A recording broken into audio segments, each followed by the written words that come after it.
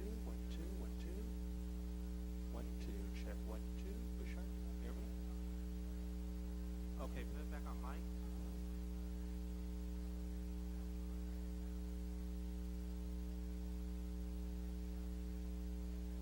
Check 1, 2, 1, 2, 1, 2. Check 1, 2, 1, 2, 1, 2, 1, 2, 1, 2.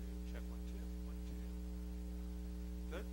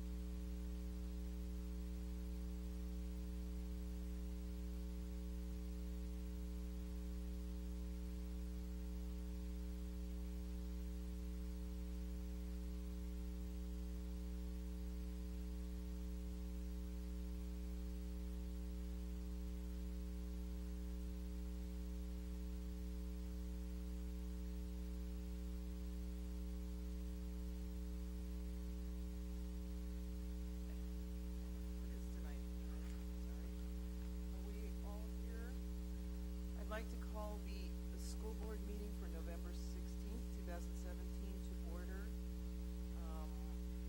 We do not have anything to report out of closed session. John, would you lead us in the pledge of allegiance?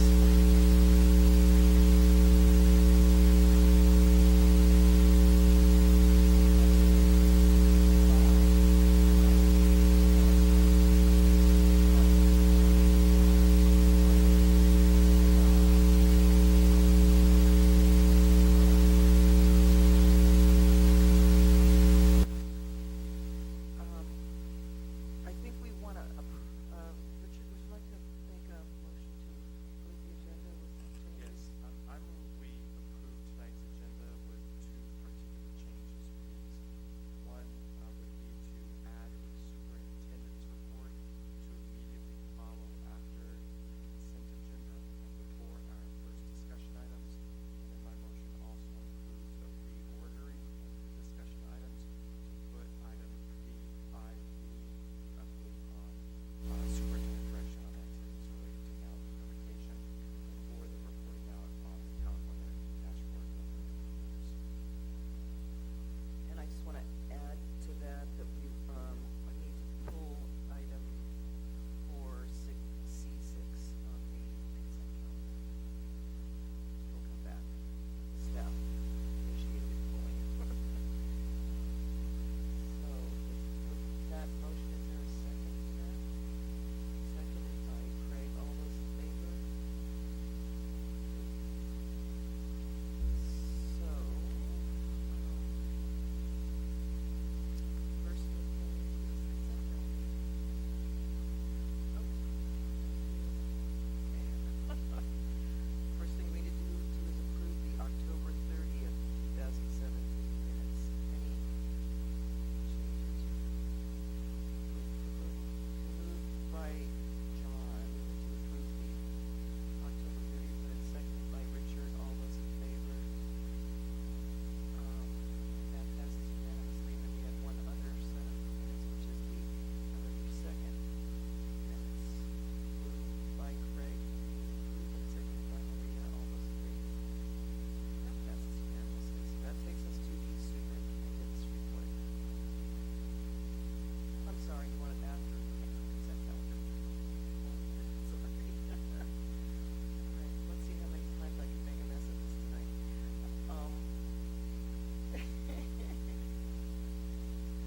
You move consent calendar. Moved by Richard and seconded by Craig. All those in favor? That passes unanimously. Now, we really are in the superintendent's report. Thank you. You know, in a prior board meeting, you approved through consent the new assistant superintendent for business and fiscal services. And customarily, we would introduce the person in front of the community, in front of you, and then they give a speech. We weren't able to do that because Mrs. Melody Kennedy was not here, able to come. She is here today, the first board meeting, and I would like to continue with that protocol we normally have. So I'll kind of read a little bit about Mrs. Melody for the community, and then she'll say a few words. So Miss Melody Kennedy comes to SMMUSD from the Pajaro Unified School District in Watsonville, California, where she served as Chief Business Officer official since 2015. The Pajaro USD serves more than 20,000 students in a TK-12 school plus 9 alternative and charter schools with a $242 million budget. The district has 2,300 employees. Prior to Pajaro, she served as the Assistant Superintendent, Chief Business Official for the Greenfield Union School District in Greenfield, California from 2007 to 2015. Ms. Kennedy brings nearly 20 years of education experience in not only business services, but also human resources and labor relations. She has previously worked for the Orinda Union School District, Fresno Unified School District, and Clovis Unified School District, my previous areas. Responsibilities in her current position include coordinating and developing the district's annual operating budget, monitoring all school site, departmental, and project budgets to ensure state and federal and district guideline compliance, providing and preparing analysis and interpretation of current and long-term financial issues for the superintendent and board of trustees, directing the departments of business and fiscal services, facilities, maintenance and operations, food services, transportation, and technology, administering planning and directing construction, modernization, repair, and remodeling of facilities, development, and implementation. Ms. Kennedy earned a Bachelor of Science Business Administration, a Human Resource option from Fresno State University. Go Bulldogs. No, I have to plug that in. At least I got somebody in here. Tired of hearing all these USC, UCLA folks around here. I would have barked, but I don't think that'll be proper etiquette here. So we're Bulldog born, though. She also earned a master's degree in education with a concentration in supervision and administration from Fresno State. She has a Chief Business Official certification from the California Association of School Business Officials. Ms. Kennedy is a member of the Association of California School Administrators and the California Association of School Board Officials. She replaces Jan Mays, who retired in June. Ms. Kennedy will be a valuable addition to our district leadership team. We would like to congratulate her on her new position.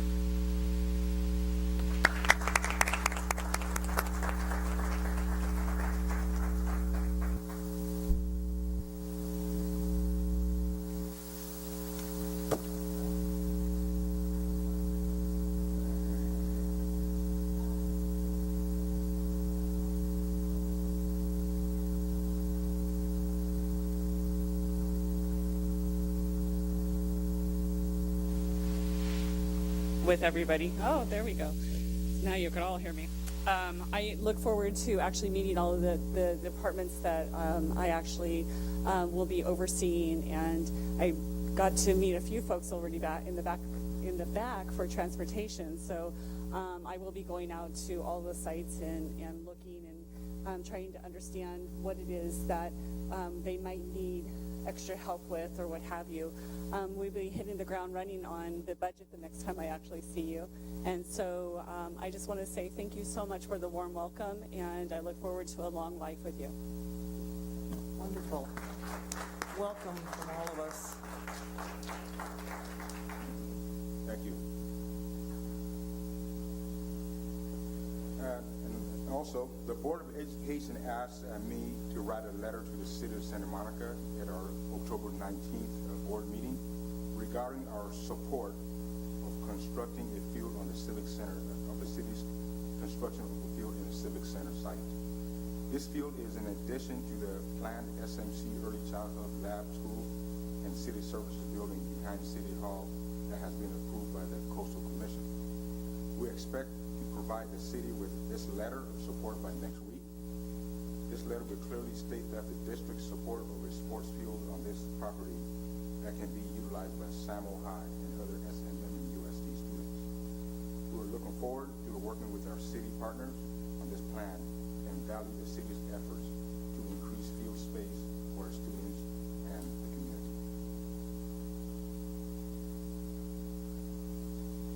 And then lastly, there's been a lot of information in the news lately. I think it's important for me to address regarding conflicts of interest in the news.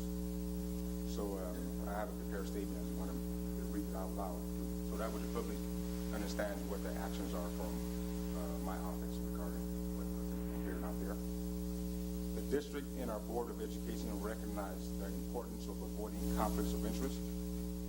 This is reflected by the fact that the board has an adopted bylaw stressing the importance of making decisions free from conflicts. At this time, we are in the process of gathering information and facts related to the board's votes and working with legal counsel. We will fully cooperate with any external investigation regarding this matter. We have begun a review of our practices and process regarding hiring of consultants and contractors. As we develop the full scope of our review, we will be sharing it with the board. We will follow up not only with the board and staff, but with our community with the outcomes of our review process. We will also be planning training and educational sessions with the board regarding conflicts of interest and related matters to ensure that the board is aware and observe best practices in these areas. So that's the end of the superintendent's report. Thank you. So I guess without further ado, let's move to discussion item 5B, which is our update on the October 30th, 2017 board direction to the superintendent on activities related to Malibu unification. Yes, at a previous board meeting, you directed me to meet with citizens groups in the city of Malibu. And so we identified a couple of council, or the city arranged for me to meet with a couple of city council members. And also, let me state this properly here. The Malibu Schools Leadership Council, which was about roughly 20 representatives from different groups.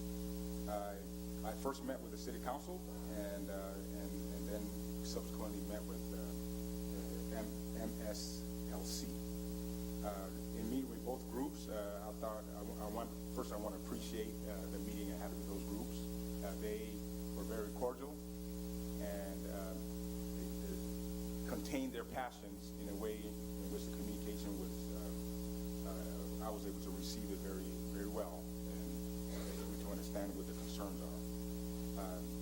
In there, if you recall, you requested that I see that both groups or groups in Malibu had an appetite for an option A, which is basically a reorganization of district operations to provide more of a local, more of a leadership presence there, and more of a local control. And I did articulate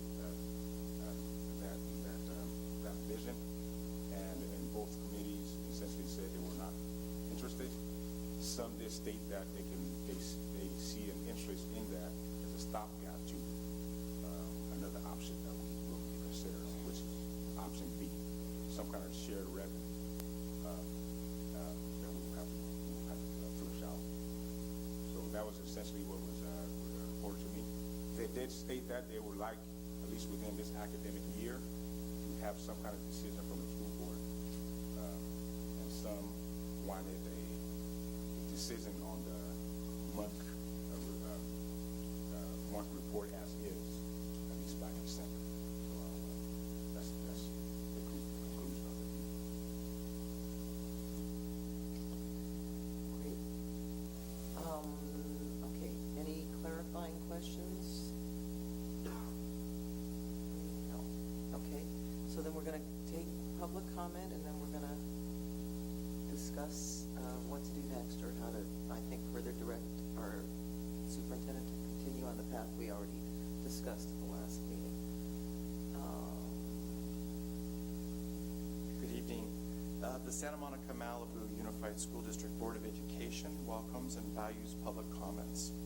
And we particularly appreciate all of our fellow community members who have joined us here tonight for this particular agenda item. We also are very grateful for the many written communications we've received also on this item. Tonight we have over 25 speakers on this measure, on this item, Madam President.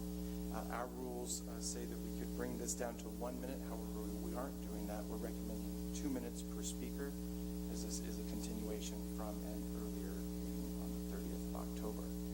If that's okay, 2 minutes. Everybody okay with 2 minutes? So I'll read the names of the persons in threes, please, and if folks could line up. And again, I always ask your forgiveness if I mispronounce your name.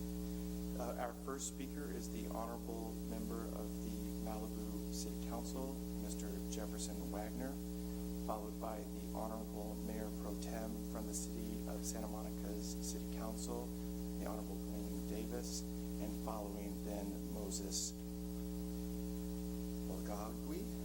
I'm sure you'll help me when you come to the podium, please. Welcome, Member Wagner.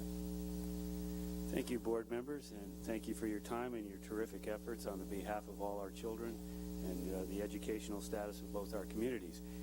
The letter I'm about to read into the board's review, I don't see a TV here, but you've all received it, and it's available to the public online through the City of Malibu's website.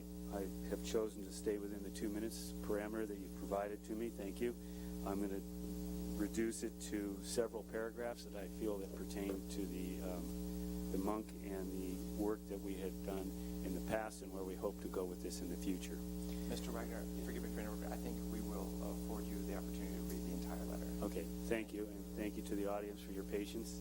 It's 7 paragraphs. Thank you. So this is a letter from the city, and this is with the consent of the 5 city council members.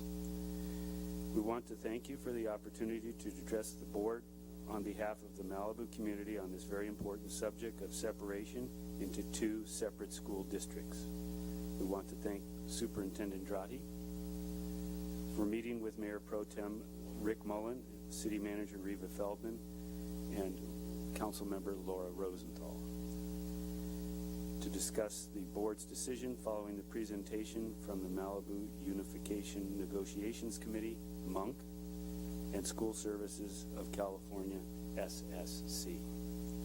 As the City Council appointed the School District Separation Ad Hoc Committee, we reported back to the Council at its regular meeting on November 13th, 2017, about the board's decision and proposed plans A and B and our discussions with Dr. Drotti last week.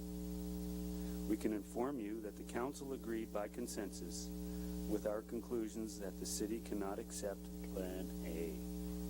However, we look forward to your response back to us with a plan and process for Plan B. Since you have rejected the Monk report, despite the fact that both sides of the committee had agreed to the proposal and that it was fair and equitable for both communities, their respective new school districts would be successful, then the ball is back in your court, and we await the plan that you put together to separate our districts. This plan must be based on equal services for both school districts. Therefore, it must be on a cost basis. The Monk report did some preliminary work on this split, which would be approximately 80-20 for both sides to be financially viable, but that split must be based on cost, not revenue. For Malibu, this separation is a necessity so that the constituents of our district are able to elect the people that decide the educational process of their children. We see this as the only way for Malibu students to receive and to have a successful future and to receive the same services and facilities as their counterparts in Santa Monica. We will no longer be deprived and treated unequally due to the fact that we have no say in the decision-making process. This is about local control and autonomy as well as safety for our local school children. The financial arrangements must be based on costs of operation that Malibu schools will have equal services and equal support and not on equal revenue per child. As the process of fully developing Plan B is likely to take some time to complete, it is in our best interest to continue moving forward with seeking unification through city's petition to LAFCO or LACO.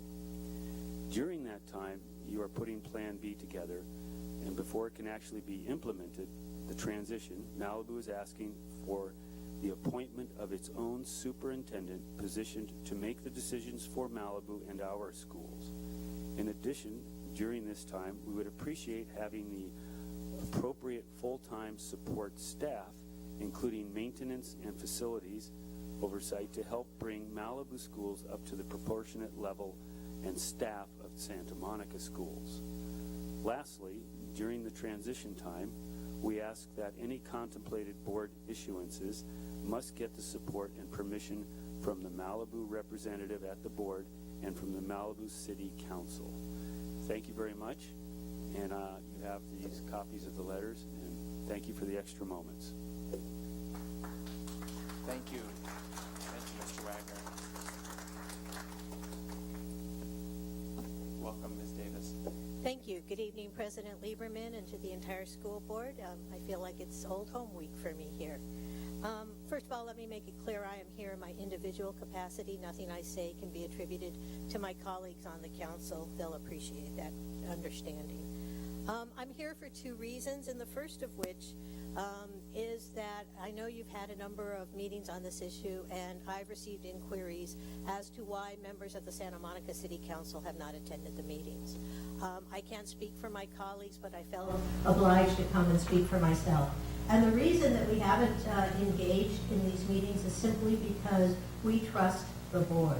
I know each and every one of you personally, and I know that each and every one of you, when you took the oath that put you up on that dais, committed to looking out for the best interest of each and every student within the district, regardless of where he or she lived and regardless of what school he or she went to. And I know that you will use that as your guiding light, as you said about making what I know are some very difficult decisions.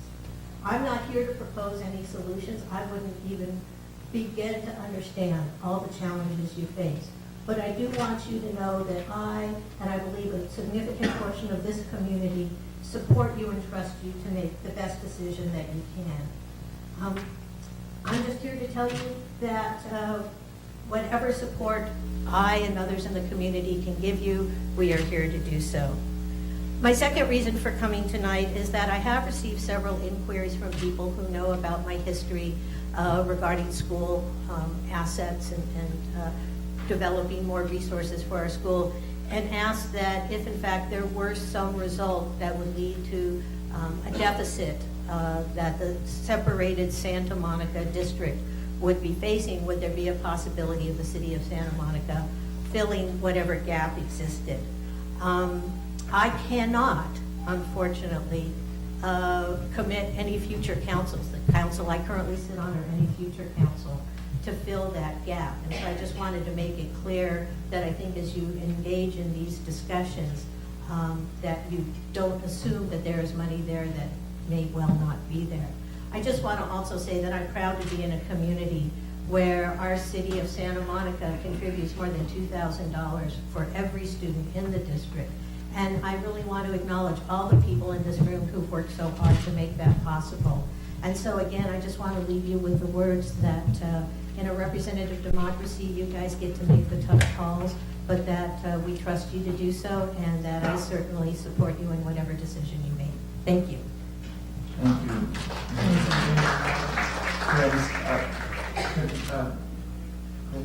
Oscar has a question, but before Oscar, yes, can I just let folks know the protocol we have, the conventions we've adopted here in the room is that we don't allow for applause after public speak.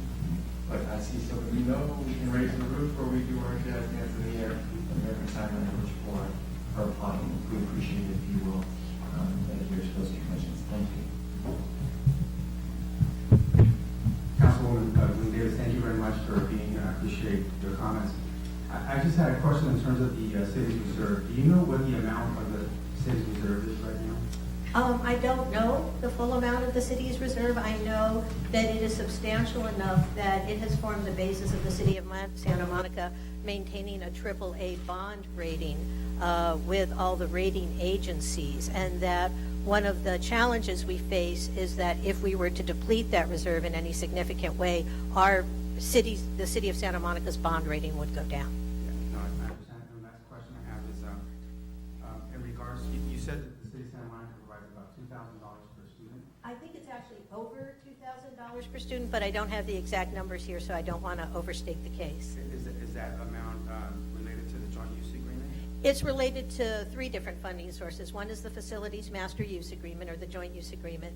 One is related to measures Y and YY, and then I know we haven't made any payments, but there will be payments under G and GS and GSH. And it's my understanding that's well over, I think it's over $20 million on a per annum basis, which amounts to over $2,000 per student, regardless of where that student lives in the district. Yeah, okay, so So I had my numbers are old, but I know it's well over $2,000 per student regardless of what school that student attends. When we say the city of Santa Monica provides that money, it's not, just to make it clear, it was the voters of the city of Santa Monica that made that money available, not the city council that made that decision, correct? Well, no, actually, the city council did make that decision. So the facilities master use agreement, there was no vote behind that. That was a decision on the basis of the Santa Monica City Council on its own. Measures Y and YY and GS and GSH were both general taxes that only required a 50% plus one level to pass. There were advisory measures in which the community was able to express its desire that 50% of the resources or the revenues from those taxes be dedicated to the school, but they were advisory only, and the city was under no obligation to follow that. Of course, we're not stupid, and we, certainly respect the advice that we got from the community, and I believe we all supported. It was a unanimous vote in both instances to devote 50% of the Y and YY revenues and 50% of the GS and GSH revenues to the school district. There was never any second thought given to that. But ultimately, that required a vote of the council. The voters were voting in an advisory capacity only. Is it true, though, just because I don't want to minimize the impact of parents in our community and the residents, the joint use agreement came forward because residents threatened a charter amendment, and that's why the city council then made that decision to make sure that the money came forward to the school district? Oh, that's right. There are many people in this room, as well as myself, who stood out on corners. We collected over 15,000 signatures in the city of Santa Monica to put a charter amendment on the next ballot, but the city council elected, instead of having the charter amendment proposal go to the ballot, to actually enter into the facilities master use agreement. And that, I want to make it very clear that I'm not trying to minimize the work of anyone in the school communities. I guarantee you that neither Y and YY or GS and GSH would not have passed without the hard work of the people in the school community who financially and with their feet and shoe leather supported those measures. And also it was, of course, the Community for Excellent Public Schools, as well as other school groups, that put forth the charter amendment. So all of these were community efforts, and without them, I don't believe the city of Santa Monica would be in a position to do what it does. Yes, fine. Thank you very much. Sure. Thank you, Oscar. Thank you, Green. Our next three speakers, first Moses will be coming forward, and then I'll announce the three after Moses. Christine Hovest, Mr. Kevin Shankman, and Mr. Sam Paul Kaplan will be the three speakers following Mr. Moses. Please speak your last name for me also, please. Good evening, board members. Can you hear me now? Good evening, board members. Thank you for having me here. My name is Moses, last name Nwegwe, and that's Nigerian. I'd like to speak about the unification process of Malibu, and I'd like to say that as first and foremost as a citizen, and secondary as a district employee. And my concerns are that I don't feel the city of Malibu has stated a good reason to separate from Santa Monica, and it's a fairly young city as well. The city council that makes up the city is roughly not even 30 years old, which is fairly new for a city. And I feel that other options should be explored, such as perhaps creating more seats on the board to get more local control for the people or patrons of Malibu. So any concerns that they do have can be addressed in that matter. And I'd like to urge the members here to vote against the unification of Malibu. And it's not in the best interest of this district or for both parties, rather, for that sake. And that's where I'd like to, voice my concerns on that nature. And thank you again. Thank you, Moses. Thank you very much. Our next speaker is Christine Hovest. Ms. Hovest, welcome. SMM USD School Board. I'm a homeowner in Santa Monica. I've been a resident for almost 20 years. At Santa Monica, we share a vision, equity for all children. How is Santa Monica responsible to locate these children for whom we are most concerned from all across LA County? How can we equitably distribute Malibu's money to all those districts that host these children? Let the Los Angeles County Office of Education sort out how much money Malibu owes, how many years they should pay, how to locate those children, those for whom we are most concerned. and then distribute Malibu's fundings equitably.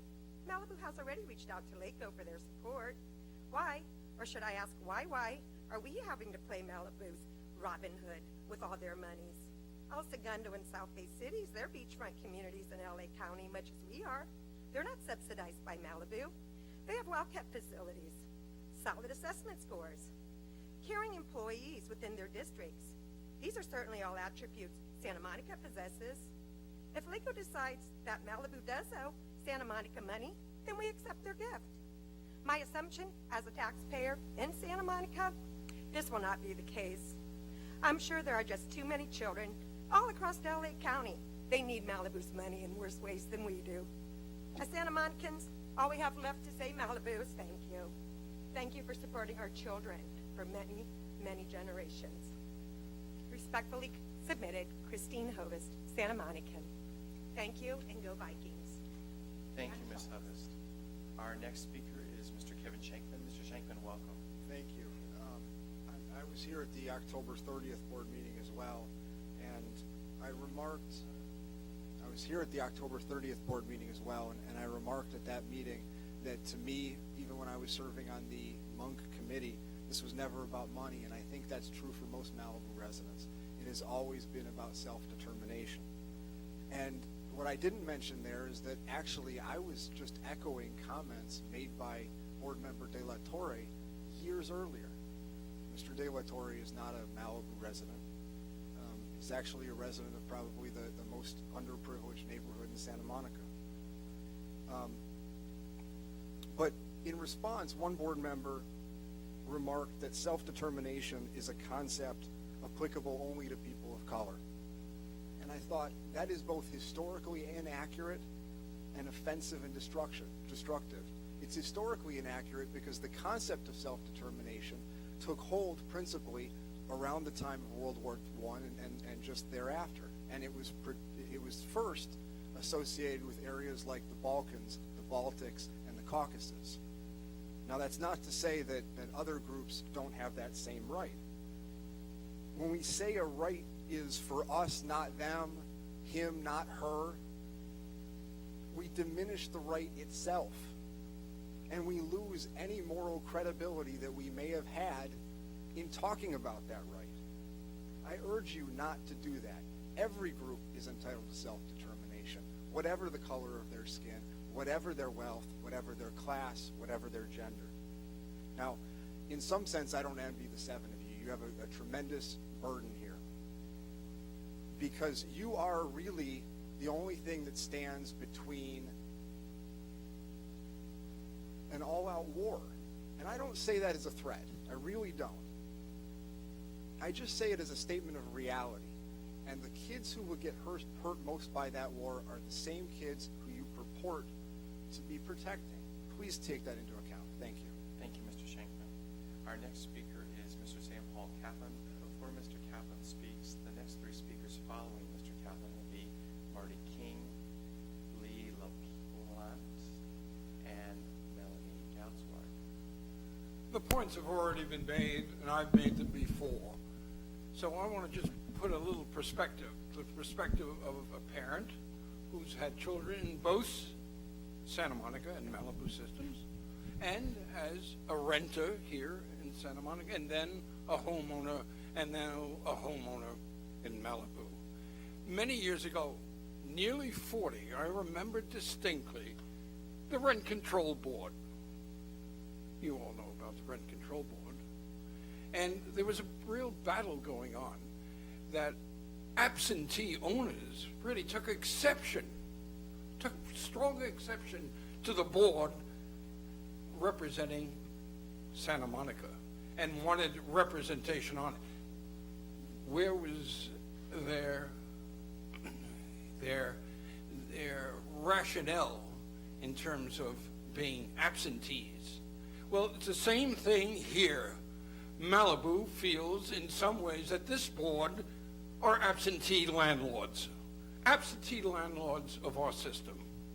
Think about that. There is, yes, economic considerations, but there's moral ones.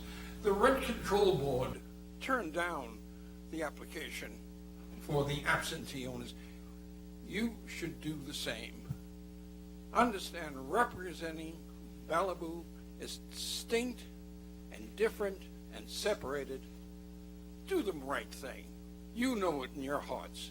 This is not a question of money, not a question of greed.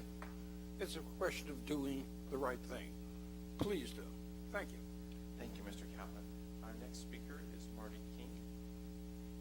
Welcome, Mr. King. Thank you, Board.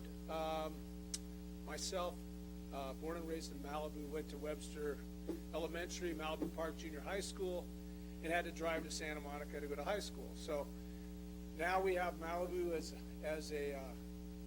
a place of having a high school. It's obviously combined with a junior high school. My position is this, is that when I walk through the halls of Malibu High School or junior high, or whatever you want to call it, it's very nostalgic for me because everything's still the same way it was when I went to school there. I just had my 40th high school reunion, Samo High. It was great.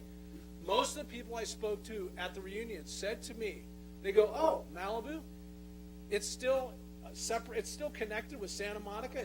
It's not its own school district." They thought that was crazy. So my daughters, who were sophomores at Malibu High, they love it. They love the teachers. The facilities, of course, they're working on it. They're making it better, supposedly, all that great stuff. But the facilities are terrible. And we go play soccer in Simi Valley. We go play soccer in Moore Park. We go play anywhere. My daughters told me when we went and played at Simi Valley last year, they said to me, "Dad, can we move here?" Because the facilities, they weren't joking. They were not joking. Because the facilities, the field, the playing field was so amazing. So we need self-control so we can create an environment that all of our kids and our community can be proud of. Because it just is what it is. You guys are 24 miles away. You always have been. You always will be. We need to control our own destiny. We need representation. We don't need taxation without it. We need to control ourselves and our own situation, period. The one thing, again, that we have going for us, and to your attribute, is that our teachers and our staff, it's really, we have a great teachers, a great staff. We have a great new principal. So thank you. Thank you, Mr. King.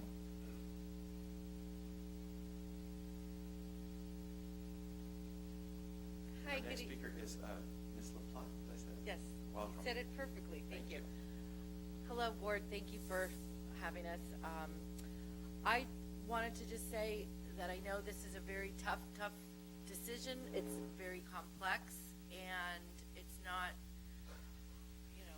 without a lot of thought and struggle for everybody. But I'm a realtor. I've been in Malibu about 20 years. I have 2 children in the high school, and they will not see the benefits of this. But as a community member and as a person who is sort of on the ground floor, when people come to Malibu, many times they're coming with kids, and first thing they say to me, "Tell me about the schools."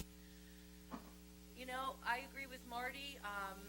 The school, the teachers are great. There's great community spirit, but I am literally embarrassed because first we had the PCB debacle. I didn't really want to go there because we were all sick to death of it, but that left a very bad taste in Malibu citizens' mouth, and it was just not handled properly from the get-go, and it, thank God, is being handled now, but that was very tough for the realtors. We had to literally create an entire, addendum because people had deals that literally fell apart. Houses got back on the market because people backed out when they heard that the kids were getting poisoned and the teachers were getting poisoned, and they were. And this is something we need to realize, that Malibu is its own unique area, and I had 3 nieces who went through Samo, and I know that my sister-in-law, I told her I was coming here tonight, and she said, "Gee, the only thing I really thought was getting, toilet paper and paper towels and soap in the bathrooms." Well, now I hear from my kids, "Gee, they redid these bathrooms, but we still don't have soap and toilet paper." I mean, we've got to have control of our own schools. We always are feeling like we're the ugly stepchild who, you know, I go to Stairway to the Stars, and the theaters are gorgeous, and you go to our schools, not. Thank you very much.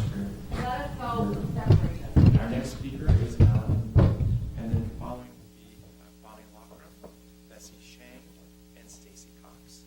Welcome. Hi, good evening. For Santa Monica residents to argue that Malibu advocates for district separation don't care about all the kids, just their own, ignores the core idea underlying Malibu's existential need for local control. The Santa Monica Malibu School District is already 2 school districts. Malibu is a discontiguous city, part of a school district it would be illegal to create today. It's distant from Santa Monica. 25 existing school districts are closer to Santa Monica than Malibu. Malibu does not share a substantial community identity with Santa Monica. Our school district has 2 entirely independent pre-K through 12 pathways in 2 entirely different cities, pathways in which students from one city never interact with each other. The only commonality is that both district schools are governed by the same school board, a school board that is dominated by 84% of voters from only one of those 2 cities. Other than locally electing a new school board in Malibu and repainting the names on the schools and the buses, nothing would be any different the day after separation from the day before. This is the inescapable logic of our school district. Logic, in my opinion, which is being completely ignored by several members of the board, all conveniently from Santa Monica. As somebody emailed me last week, democracy cannot function and effective governance is thwarted without local control of public institutions. Related to this, even accepting the administrative boundaries of our district, all the kids needs to mean all the kids. Malibu kids do not receive equal services. This is true in both course and school offerings. For example, Samo High offers Spanish, French, Chinese, Japanese, and Latin. Malibu High offers Spanish and sometimes French. Santa Monica has a dual immersion school and a project-based learning school. Malibu has none. Samo High offers ethnic studies. Malibu doesn't. Even if we could leave aside the fundamental voting rights issue at stake here, all the kids must include equal services for all the kids, and that includes Malibu. Thank you. Thank you, Millie. Thank you very much. Our next speaker is Bonnie Lockram. Welcome, Ms. Lockram. Thank you. Before I begin, I want to thank Member Craig Foster for being at the Optimist Club this morning at 7 a.m. at Pepperdine. We honored 20 students, outstanding students from the Malibu community, and he's got a long day, so thank you. I was hired by Santa Monica Unified School District. Important to say Santa Monica because in 1973 when I was hired, that's what it was. And I've watched the growth and development. I've been in front of the board for many issues, and I appreciate your support and understanding over the years. It's very important to us. In those years, we had a very articulated program. For instance, I taught elementary through high school, or through, then it was junior high school in Malibu. And I was able to articulate the students from whatever grade they started. In those days, it was early elementary. And it eliminated the need to have part-time teachers at the high school and at the junior high. I was able to be a full-time teacher and articulate the students. Right now, Malibu High and Malibu Middle School has to hire part-time people for the music program. I was a music teacher, so I'm going to address specifically the music inequities that I have witnessed throughout the district. First of all, in Malibu, many times we have to have heterogeneous music classes, meaning perhaps the students that want to take flute, others that want to take clarinet have to be in the same class because the numbers are too small and the district doesn't feel that we can afford teachers for such small classes. In Santa Monica, the flute players, I'm speaking of 4th grade specifically now, get their own class. Clarinet players get their own class. Another option that we've been, rather than having heterogeneous classes, would be to just not offer clarinet one year and offer flute one year and clarinet the next, which means the 4th graders just don't get to choose one of those instruments. Another inequity is students that participate in the honor orchestras have to take buses into town, an extra hour of traveling prior to the rehearsal, assuming that the highway is in good shape, and an hour after the rehearsal. In many cases, the buses are late, and so the students are not returned to home until oftentimes 10 or 11. Thank you, Ms. Lockram. Thank you very much. Friends, we're going to say within the next couple of minutes if there are any other speaking chits to be turned in. They will need to be turned in, so you'll have a full 2 minutes. Anything that comes after, say the next 3 minutes or so, Sarah will notate that, and those speakers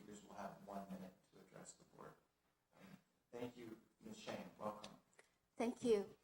Good evening, dear board members. I know there's a lot of local Malibu people here.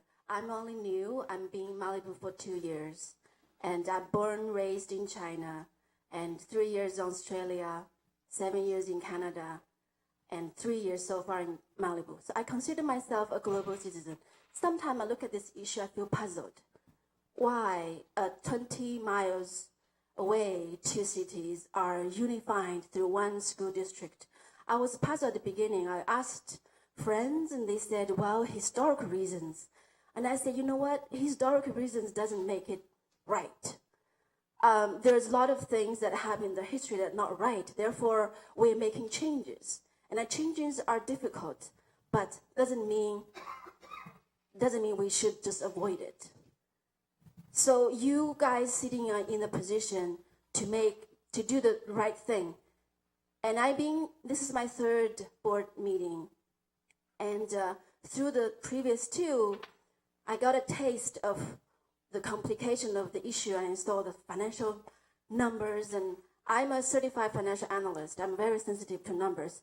But when I look at the assumptions and based on assumptions and 50 years forecasting, and I say, you know what, making decisions based on that, probably you can ask a monkey could make better decisions. Those are not reliable. Please don't rely on those numbers. Making decisions from the heart, not through the rules, or because changes are too difficult. And Malibu, yes, it has a higher revenue per kid, and we have no voting right. Doesn't mean that Malibu does not deserve its own local control, its own school district. We should have our own school district, just like we have our hospital, our own. Thank you, Ms. Shane. Thank you. Thank you very much. Our next speaker is Stacey Cox. Welcome, Ms. Cox. Good evening, members of the board. In addition to being the proud mom of a second-grade girl at Webster, I'm a licensed clinical social worker and a licensed advanced alcohol and drug counselor for the states of California and New Mexico. I work as a full-time psychotherapist in my Santa Monica private practice, and I have the privilege of working with students who attend both Malibu Public Schools and Santa Monica Public Schools. I have continued to be bewildered by this entire separation process, and in that same vein, by what message is being taught to our children during this process. It feels to me like the resounding message is greed supersedes living in integrity. Where is the moral compass in you folks? In my private practice, I work with all of my clients on identifying their values, meaning what matters to them most about their personal development, and then making sure to honor these pieces of themselves as they strive for self-actualization. As a therapist and as a mother too, I find this kind of work important in terms of changing people and the world that we all live in. How the heck is living in integrity and following the values of being an educator and a protector of education not deemed as a priority for the school board? As you are in fact at the top of the hierarchy of this educational institution for these kids, how is anyone capable of looking at themselves in the mirror from this board if he or she is continuing to push for Malibu to be stuck to Santa Monica? We have been prisoners to you for way too many years, and enough is enough. By sticking with Santa Monica, Malibu is not able to independently grow and to honor our own value system, which looks a lot different than the Santa Monica's value system. Just as one example of the Santa Monica value system versus the Malibu value system playing out, if Malibu was separate from Santa Monica, the genocide debacle would never have happened 2 years ago. You'd like to hand off to Sarah, we'd be happy to answer those. Thank you very much. Thank you.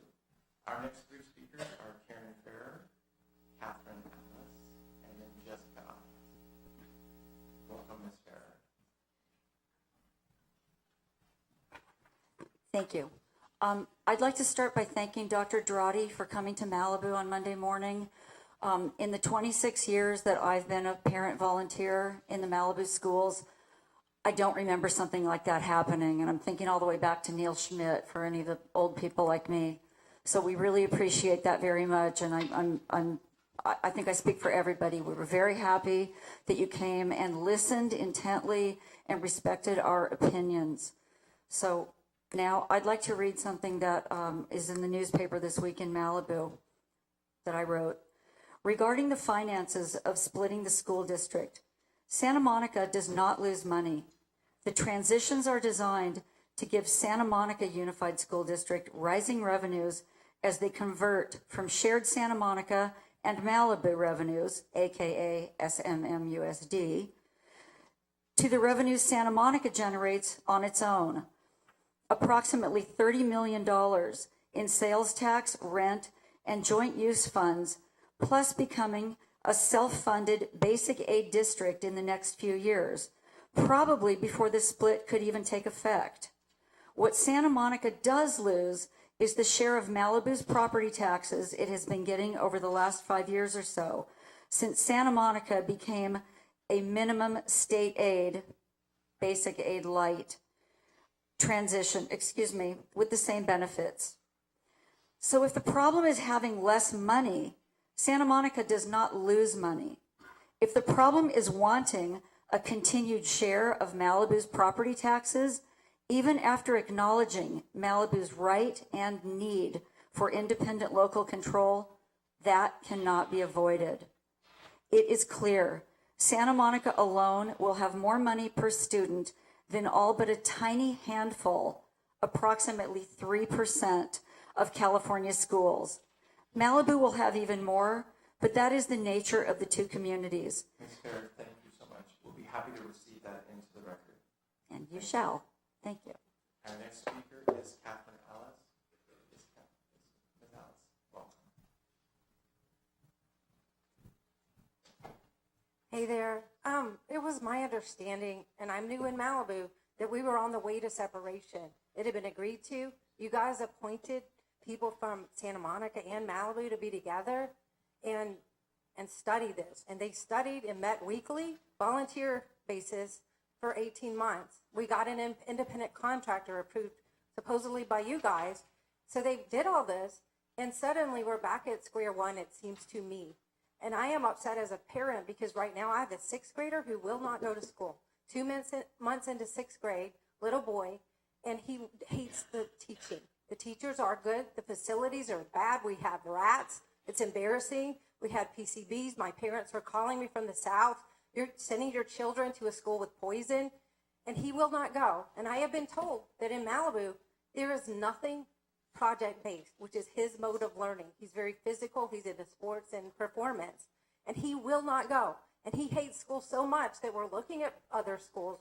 He will not go. So we're faced with hiring a tutor, and it is very disturbing to hear that if we lived in Santa Monica and if he went to one of the junior highs or SAMO, there would be other options. It's not fair for Santa Monica. It feels like it's about money, and for us, it feels like it's about our kids. I didn't like driving this far to get fingerprinted. It took 2 hours plus round trip, and we're way far away. We're rural. It's urban here, and we just want out, and we thought that was agreed upon.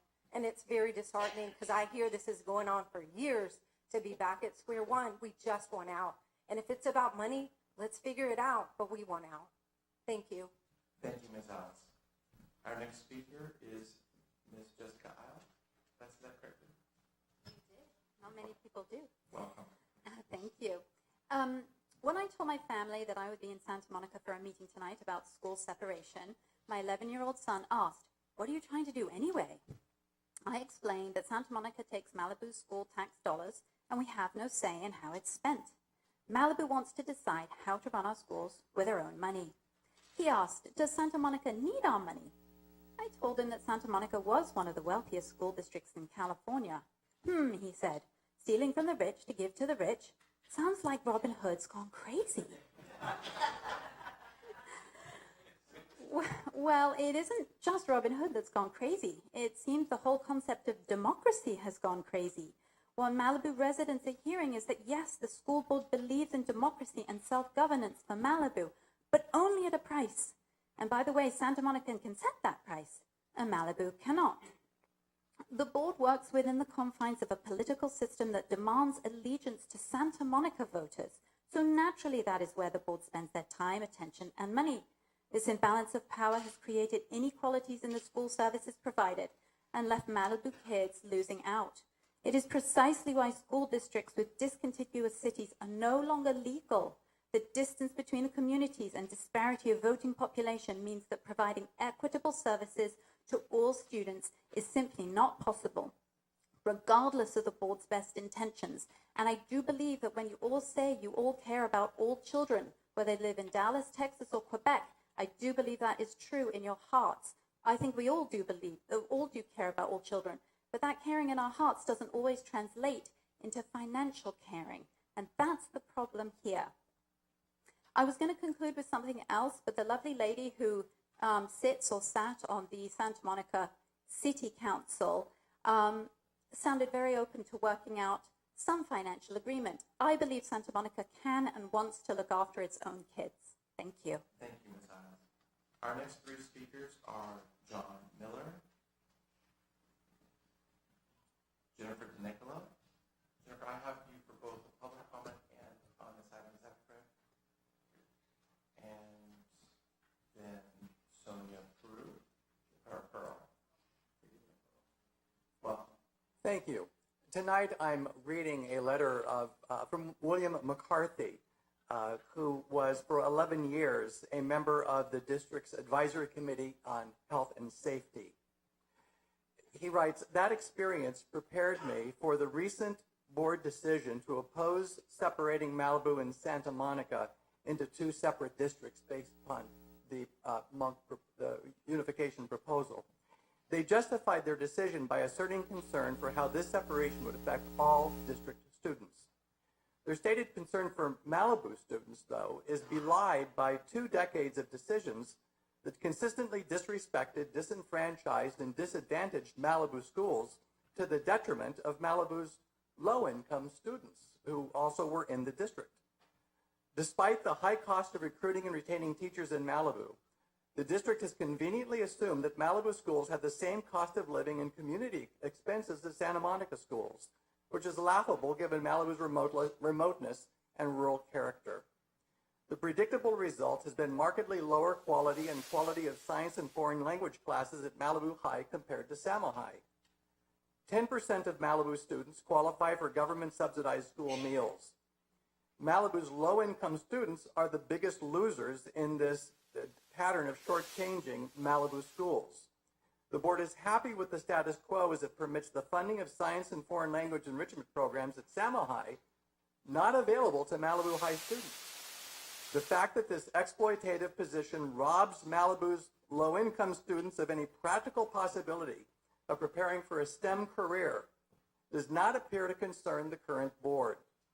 Why are they so heartless? Because favoring Santa Monica students is the easiest path to re-election. It's simple math. Malibu voters are only 16% of the electorate. It is politically expedient to denigrate Malibu's concern. Thank you, Mr. Miller. Thank you. Our next speaker is Jennifer DeNicola. Welcome, Ms. DeNicola.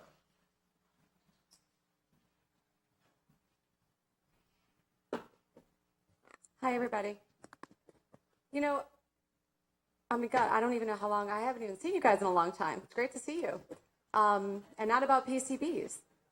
But, you know, we're here doing the same thing. This started before the PCBs. We're still going on. We thought this would end. It obviously hasn't. But I'm going to get down to like the nitty gritty and not be politically correct about this. I apologize.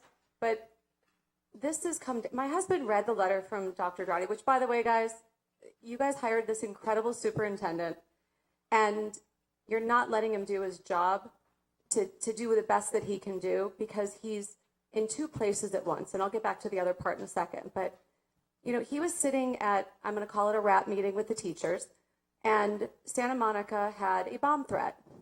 And I think he got to see that 23 miles, which right now takes about 35 minutes, I just looked, but sometimes can take like 3 hours. It's a long way to be. You can't divide in 2 places and be good at both. We have a disheveled school. Yes, I'm very happy that you guys are cleaning it all up, but it can be done faster, better. People can be watching it. we just don't have that capacity, and you can't ask our principal to be these two people too. She needs to run our school district, our Malibu High School. And she's not able to do that because we ask her 8 million times a day, or somebody does, what's going on with the building and facilities. Right now, we need, and listen, if we can separate, we'll take Ben. He's amazing. I mean, that's great. But let him, everyone has to be able to do their job. And right now, we can't do both. So getting back to the story, my husband read the letter from Dr. Drotti, and he's like, everyone's saying it's not about money. This is about money. This is about greed. It really is. Santa Monica and Malibu have nothing to complain about. Neither one of the cities do. And we need to put that out on the table and realize that this is really about what's best for both kids. And you guys took oath to do this, and I hope that you will. Thank you, Ms. Kuznickova. Our next speaker is Pearl. Welcome, Ms. Pearl.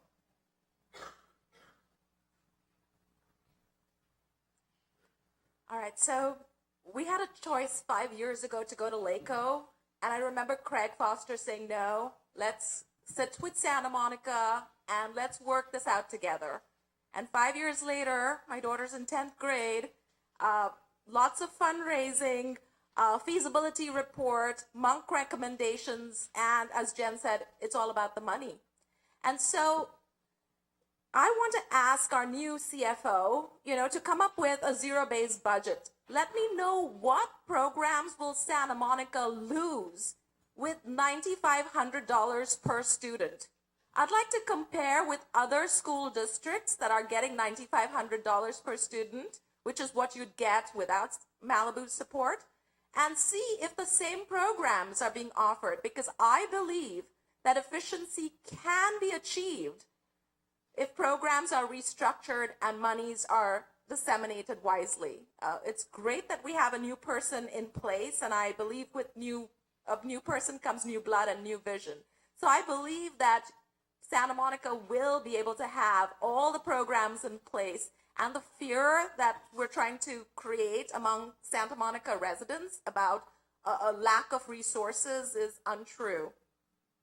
We have a right as Malibuites to see our Malibu City schools benefit from the vision that stems from local control. And as a Santa Monica education activist so aptly wrote, stop tinkering with the Monk recommendations and set the butterfly free.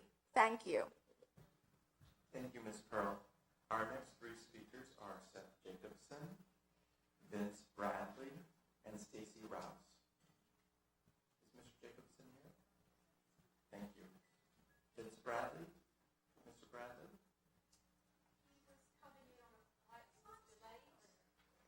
It may be outdoors. So Stacy Rouse?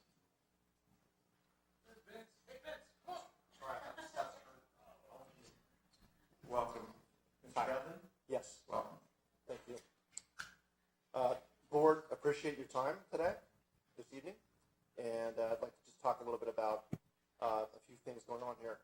First of all, I'm a Malibu business owner. I've been in the community for over 20 years, and I got to say that it keeps me really busy. But at this point, this is so serious. It's so important for all of us to make the right decision here. A couple things. In Malibu, 16% of the voting population, therefore impossible to garner a majority in elections. Malibu, 16% of student population, therefore programs are more costly to deliver to Malibu.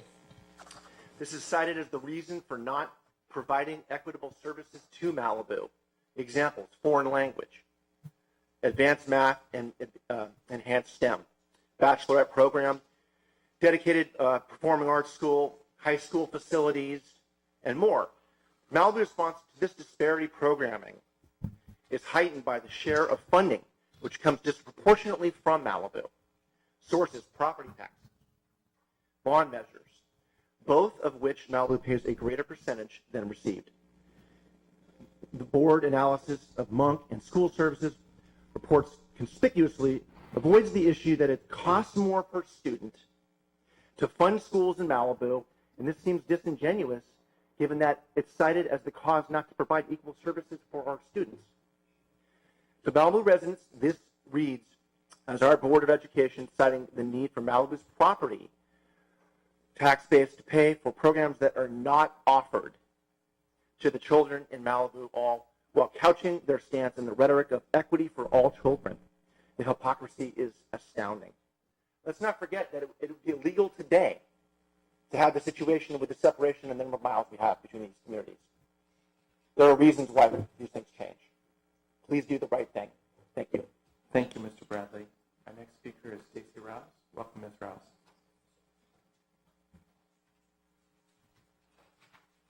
While Ms. Rouse is approaching the podium, our three speakers after Ms. Rouse will be Ingrid Peterson, William McCarthy, and Susie Parks. Welcome. Thank you. Thank you for everybody who's coming from everywhere. I feel like we come here to fight against each other, but we're and we're all here because we care. So I just want to say I'm hearing you, and I hope you're hearing us, because we're we, even though we say you and us. So I was part of the meeting on Monday, and I want to say thank you, board, for asking for that meeting to happen. And I want to say thank you to Dr. Jati, Dr. Kelly, and Ms. Pensker for coming. I can't speak highly enough of the experience and the thought that it took to do that. But surprisingly, since then, I've been tired and disheartened because it hit me that a similar meeting is unlikely to happen with you, the board.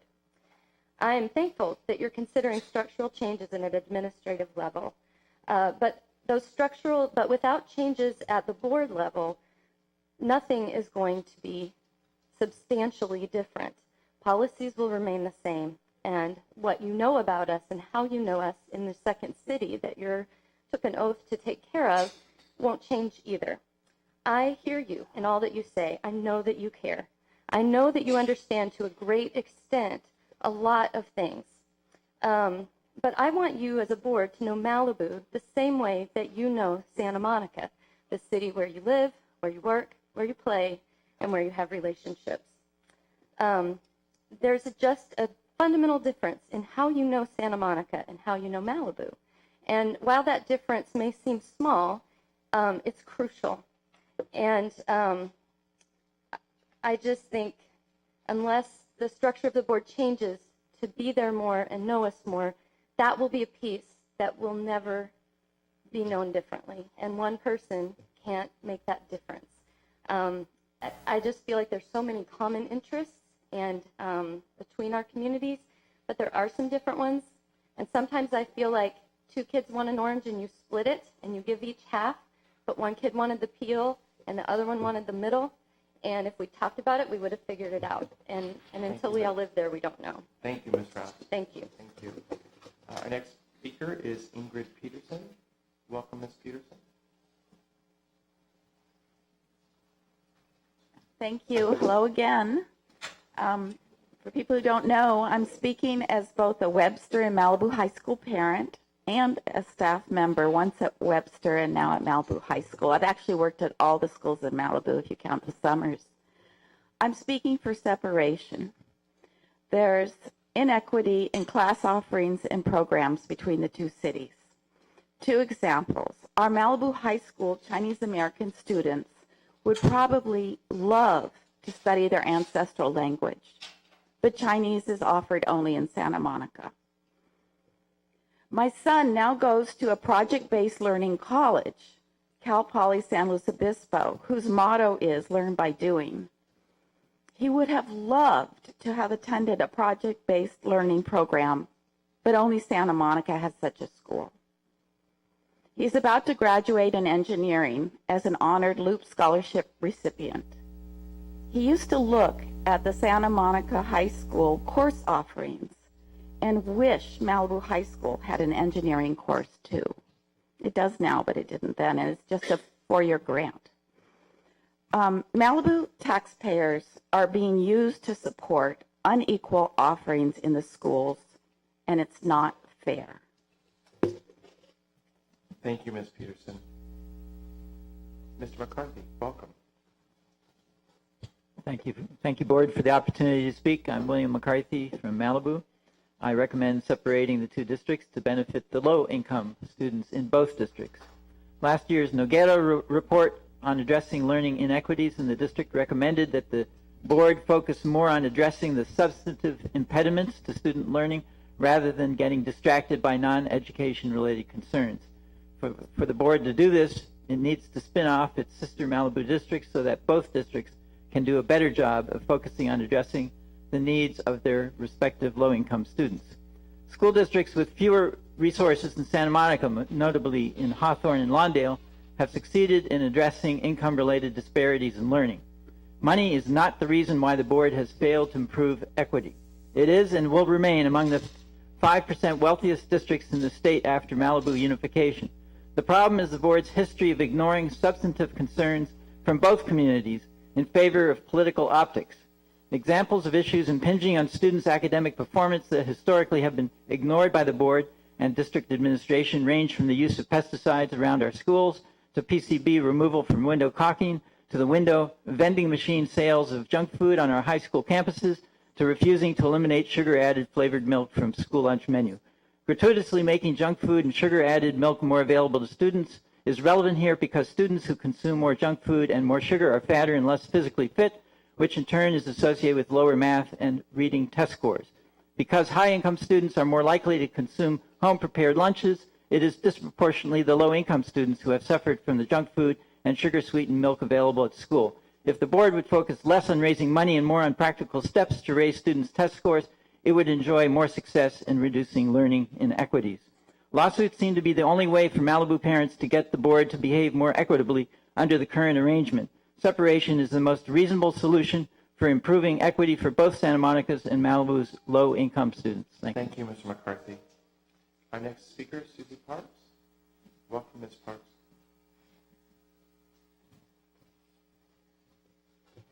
Thank you. I would like to reiterate some of what Mr. McCarthy spoke about and go into a little bit more detail about the Noguera report. Both the school board and some Santa Monica residents suggest that Santa Monica needs Malibu money to help close the achievement gap within the district. However, the Noguera report refutes this notion. Pedro Noguera's report made crucial conclusions in this regard. For over 20 years, SMMUSD has undertaken a number of initiatives to address and reduce racial and socioeconomic disparities in student achievement. None of these efforts have reduced disparities in student achievement or produced significant or sustainable improvements in academic outcomes for African American and Latino students, English language learners, children with learning disabilities, and low-income students generally in the school district. Many of the promising initiatives that have been undertaken have not been well implemented, nor have they been systematically evaluated. Lack of progress can also be attributed to the frequent distractions experienced by district leaders, board members, central office directors, and site leaders. Nowhere in Dr. Noguera's report does he mention money, let alone a lack of money, as a factor in SMMUSD's failure to achieve its most basic goal. Instead, he mentions distractions as one of the reasons they have not succeeded. As an independent school district, SMUSD will have a board and administration focused on one manageable 4-mile by 4-mile area comprised of 7 elementary schools, 2 middle schools, and a single comprehensive high school. SMMUSD is failing to meet its fundamental responsibilities and goals. Research clearly shows smaller school districts are more efficient. Therefore, independence for SMUSD and MUSD will improve both districts' opportunities for success by creating smaller, locally controlled institutions. This will simultaneously remove the friction and distraction of governing two disparate, distant entities. So if Santa Monica sincerely wishes to reach its goal of excellence through equity, it needs to dispense with the growing distraction of Malibu and focus on itself. Thank you, Ms. Parks. Our next three speakers are Jeff Kletter, Gloria Garcia, and Sofia Ramirez. Welcome, Mr. Kletter. Thank you. Nice to see you all again. As you know, I mean, listen to these passionate, bright, caring people, all of you here as well. And it does sound a little bit like money plays a big role here. But it shouldn't. At this point, all the money that's come from all these years, you have nice schools. You have great programs. You can go out on your own. You can do this and just be fine. We'd like to do the same. We'd like to just have our own school district, take care of our kids. I think you all know. You've heard a lot over years. I mean, this has been a 10-year divorce, 20-year divorce. You just don't want to let us divorce, so it's time.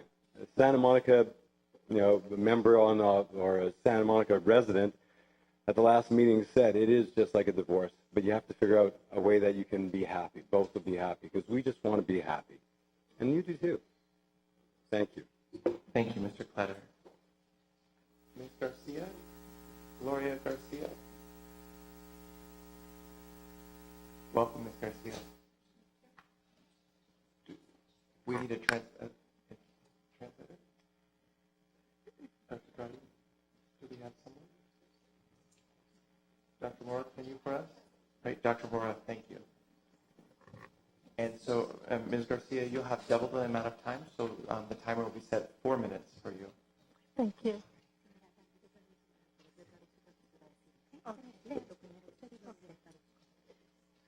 Como padre, como madre de familia, quiero expresar mi preocupación en este deseo de Malibu de separarse del distrito. As a parent, I would like to express my concerns regarding Malibu's desire for unification. Con todo respeto a todas las personas, seguramente tienen sus razones. I respect every individual's opinion. They must have their own reasoning. Y igual que ellos, yo siento que también tengo mi razón en preocuparme en cuál será el resultado de esta separación. And similarly to them, I also have my own concerns in relationship to what this separation means. Desafortunadamente, yo siento que en todo este proceso no escucho que haya solidaridad con los niños. Unfortunately, throughout this whole process, I do not hear solidarity for our students. Siento como que si la educación no es lo más importante, sino quizás el control o quizás el dinero. I feel that their education is not the most important thing discussed, and possibly it is just about their own local control or the money. A diferencia de, si se hablan de cómo es una diferencia este distrito de otros en el estado o en el país, ha sido seguramente porque la unión es la que les da la fuerza. So if anyone has talked about what separates our district from any other district, it is because of the unity. Me preocupa que esta separación va a frustrar el deseo que hay de que haya una igualdad en la educación. I am concerned that this separation will cause a lack of equity, of true equity in education. Hago un llamado al Comité de Educación y a todas las personas involucradas para que hagan una decisión justa que no afecte a la educación en el futuro. I ask the members of the board and to all the individuals involved in this process to make a just and fair decision that does not affect the education of our students in the future. Creo que invertir en la educación siempre dará un mejor resultado a la sociedad. I believe that investing in education will always give a better result to our community and society. Gracias por escucharme y con todo respeto para cada quien. Thank you so much for listening to me, and my respects to everyone. Muchas gracias, Gloria Garcia. Our next speaker is Sofia Ramirez. Welcome, Ms. Ramirez. Good evening, board members. My name is Sofia Ramirez. I'm a Santa Monica resident. I'm a leader in the community, in the school community too. In addition to the huge financial impact, Santa Monica residents Should the split happen, there will be less money for Santa Monica, and this may have an impact against the students with permits. Because of less money, people are going to want less students. A lot of permit students are children of nannies and housekeepers that works for Santa Monica and Malibu families. And the split could have a negative domino effect. We just don't know, so make the right decision and safeguard all the students. Thank you. Thank you, Ms. Ramirez. Thank you. Our next speaker is Irma Carranza. Good evening, board members. Thank you. My name is Irma Carranza. Mi nombre es Margarita de la O. We're sharing our time, so it's okay. So we're parents where our kids went through the district, and it was difficult, but with the quality and the support and this combined Santa Monica Malibu shared funding, our kids were able to go through the district and go on to higher education, colleges, and good universities. Actually, Margarita's children, Mis hijos han ido a USC, a Harvard, a MIT, a Berkeley y a Northridge y Santa Monica College. Tengo 5 hijos, afortunadamente los 5 han ido al colegio. Una de ellas fue a Arizona High School, University, y es mi preocupación que no quiten el dinero porque luego van a quitar todos los apoyos para los alumnos que puedan ir a grandes escuelas. so she was naming some of the universities that her children have gone to, and she said the concern is that, you know, with the split and the impacts of that, that will make it harder for kids, for students to go on to higher education, just like our kids were able to. And so it's a really hard decision, I know, but I hope that nobody plays politics here and nobody's playing politics with our children, but rather, like Dr. Noguera said, put our kids first. Thank you so much. Thank you. Thank you to both of you. Our next speaker is Joan Krennick. Welcome, Ms. Krennick. Following Ms. Krennick will be Nora Cohen, Ann Thanawala, and Lauren Polite. All of 3 of those speakers will have 1 minute, and this will be the last call for public speaking comments. So if you have a desire to still address the board, you'd have 1 minute, but you need to get the card in now, please. Welcome, Ms. Krennick. Thank you. As we all know, the proposals submitted by both Monk and School Services of California, they both acknowledge a persistent and significant gap in per pupil funding that will negatively impact Santa Monica students if unification is approved. This financial gap is partly mitigated in both proposals through financial settlements. Malibu parents have threatened that you should accept one of these proposals or risk unification being approved absent a financial settlement. Given the magnitude of the gap and given that Malibu schools are in fact doing very well as part of our joint district, I do not believe LACO or the state would approve unification absent a financial settlement. You should stand your ground. In an ideal world, we'd be able to negotiate a Plan A and stay together as a district with both constituent groups agreeing to work together under a new model, and we could focus on supporting all our students.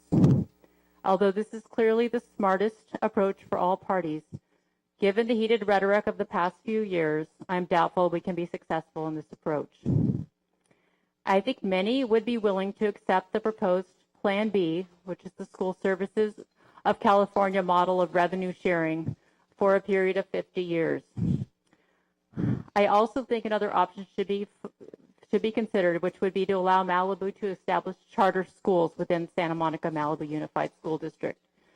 This would be the fastest solution and would provide Malibu with autonomy of leadership and decisions over education programs without the risks that the unification approval process entails. This would also allow the remaining unified district to avoid ongoing negative battles and would allow us to likely achieve basic aid status in 2019-20 and avoid this nasty and expensive election.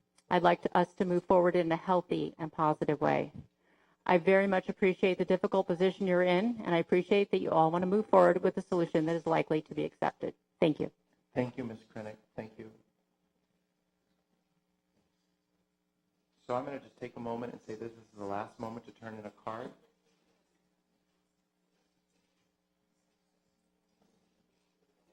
These, all that I have in my hand are 1 minute time frame.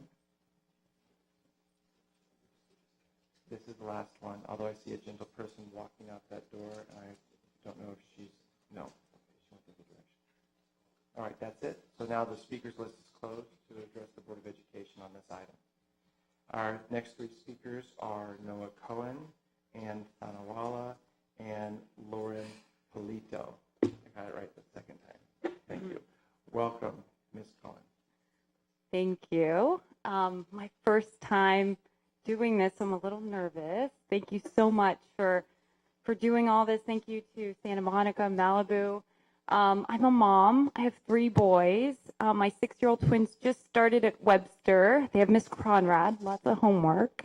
They were also up last night with a bunch of stuff, so I'm a little tired too, so please excuse me if I'm not as articulate, et cetera. But I also work at a horse ranch in Malibu where we rescue animals and then we provide therapeutic healing experiences for the Los Angeles community. So I work with children in underserved neighborhoods. I worked with a host of different populations and combat veterans, gang members, et cetera.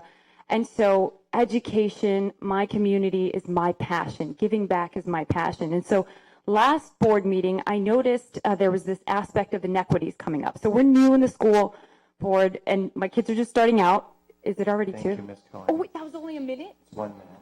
Thank you for your time, for your I only got a comments. Thank minute. you. I thought I would have 2. Anyway, thank you so much for everyone, and I hope You were a great that first-time everyone. caller. Yeah, Thank that you. was. You guys, that was terrible. That was Richard, I have a question. Yes. I have a question, really quick. Ms. Cohen? Yeah.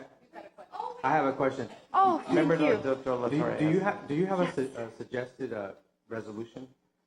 Do I have it? Yes, I do. I do have one. So I was just looking through the inequities. Thank you for that, Oscar, or Mr. De La Torre. I'm so bad at the niceties. But anyway, so yes, I do. I was looking at all the inequities, and quite honestly, it's not just for Malibu kids. I mean, there's a lot of stuff that Santa Monica kids are, struggling with, and I know you all are doing your best.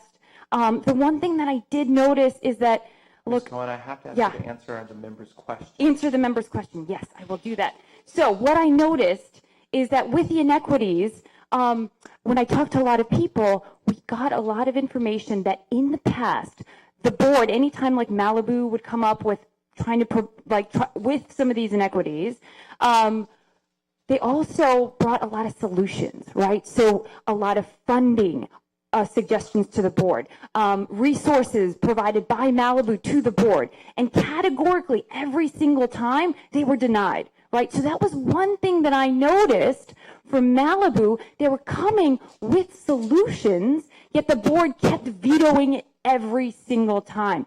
And I just wanted to note, based on what I do, when there are 2 entities and one is constantly coming with solutions. I will tell you right now, one is constantly coming up with solutions, and the other entity is constantly vetoing. That's kind of a toxic relationship, right? Yes, thank you. Thank you. I appreciate that. Thank you. Anyway, Thanawala is let's our get next out of this speaker. toxic relationship. Thank you. Ann Thanawala, welcome. Hello. I'm a parent of a child at Roosevelt. I'm very active in the community, and I've got to say we are tired of hearing about this divorce. We respectfully ask the board to put an end to this protracted distraction that's diverting the energy, the time, and the resources from your mission, which is equity through access. We're standing up for the rights of all children and families in our district and firmly believe that we must lead by example. Asking our children to walk a straight and ethical path means we must show them what that path looks like. And when paths diverge, we say, take the high road. Tonight, we must lead by example for the following reasons. It's time for the school board to hold themselves responsible for the lack of representation responsibility, accountability, and transparency that has brought us to this fork in the road. Our school board says this is about money, that it's an equity issue. In a divorce, money is usually the final line item. If there's no solution, no admission of wrongdoing, money is the only bargaining chip. It provides the distraction to cover the infidelity. So would be happy to receive those yeah. for the record. Sell Our it next up, speaker sum it up, and finish. Is Lauren Polito. Welcome, Ms. Polito. Hi, I'm going to be very quick because that minute goes fast. So I'm the PTA president at Webster. I think one thing that we are kind of, no one has mentioned so far is, we were looking at, my husband and I were looking at the Financial Times, and they were quoting that, with Santa Monica being with 22,000 startups, tech startups, it's Silicon Beach now. The property values have actually gone up 50% in the last 5 years, and every neighborhood in the city is now within the top 5% in the U.S. in terms of real estate values, and I think that should be taken into consideration here. I mean, Malibu, I know the tax base is big, but the trajectory of Santa Monica is on course, and so the funding, really will even itself out in that regard. Whatever I have left of my minute as a PTA president, I could just tell you that it's very difficult for us to get anything done because of the distance. My son holds his pee. Like, he won't go to the bathroom at school because it's so disgusting. It took me months to get someone to come look at it. And Ms. Polito, okay. Thank you for your time. All right. For your comments. Thank you. Our next three speakers are Carl Randall, Manel Sweetmore, and Magali Lopez. Welcome, Mr. Randall. Thank you, board members. Carl Randall, Samuel High Class of 85. I just kind of wanted to ask all of you where you were today. The Optimist Club in Malibu celebrated some of the best and the brightest kids who do things like head to Africa, and men, children, and a variety of things. I know Craig Foster was there. I know Maria was busy, obviously. She's trying to stay out of jail. I get it. But I'd like to ask where the rest of you were. This happens within our district. And Dr. Drotti, I'd like to ask you one thing. We'd like to keep the conversation civil. I'm done with that. I have one quick question. Dr. Drotti, when you asked the other day when we met at AMPS, we asked you about language and the inequalities between the two school districts, and that there are 5 or 6 in Santa Monica, and there's 1 to 2 in Malibu. And you said we could never get that. We would like to know. We'd like to find out. We'd like to make that decision ourselves. Thank you. Our next speaker is Manel Sweetmore. Welcome, Mr. Sweetmore. Okay, thank you, Mr. Sweetmore. Then we go to Ms. Lopez. Welcome. Forgive me if I mispronounced your first name. It's Magali. You said it right. I'm one of 5 children in my family, 6 with my adoptive cousin, and I benefited from the Santa Monica Malibu district. I do have to say that when you make your decision, please keep in consideration both Malibu and Santa Monica students, low-income students, because I do come from the more poverty side of Santa Monica, and thankfully, with the union, I have successfully made it through college. Thank you. Ms. Lopez, thank you. Our next final two speakers are Daniel Sizer and Erica Leslie. Mr. Sizer, welcome. Okay, hi, I'm Daniel Sizer. I'm a senior at Samuel High. I don't really know what I'm going to say, but I guess it's something along the lines of I really respect what the board does and what all the parents in the district do, and I think that in my 13 years of education in the SMM-USD school district, it's been amazing. I'm so grateful for all of the opportunities afforded to me with the way the budget and the way the schools work now. And I think that I speak for many of my classmates, and they feel the same way. And I don't really understand why this needs to get so nasty when I think it's working out well. Thank you. Thank you, Mr. Sizer. And our last speaker this evening is Ms. Leslie. Erica Leslie, welcome. Good evening, everyone. My name is Erica Leslie. I'm the co-chair of the Intercultural Equity, Excellence, and District Advisory Committee, a member of the NAACP. I'm also a member of the Parent Connection Group, a group of African-American parents. I love my children no less than any of you do. I am no more richer nor poorer in spirit or conviction than any of you. When anybody makes a decision for this group of children, these are children, not black, not white, not Mexican, they're kids. Make that consideration first. All the rest of this, I've never seen so many mathematicians in my life. All of a sudden, everybody wants to be a mathematician and crunch numbers. At the end of the day, it's about these kids, and that should be our first priority. All of these parents and grandparents out here, make that your first priority. Not about Malibu kids or Santa Monica kids, just kids, period. Thank you, Ms. Leslie. Madam President, that concludes our speakers. I'd like to recommend a 5-minute recess. 5-minute, really, like bathroom break and whatever anyone needs, 5 minutes of deep breathing or, and then we're back here.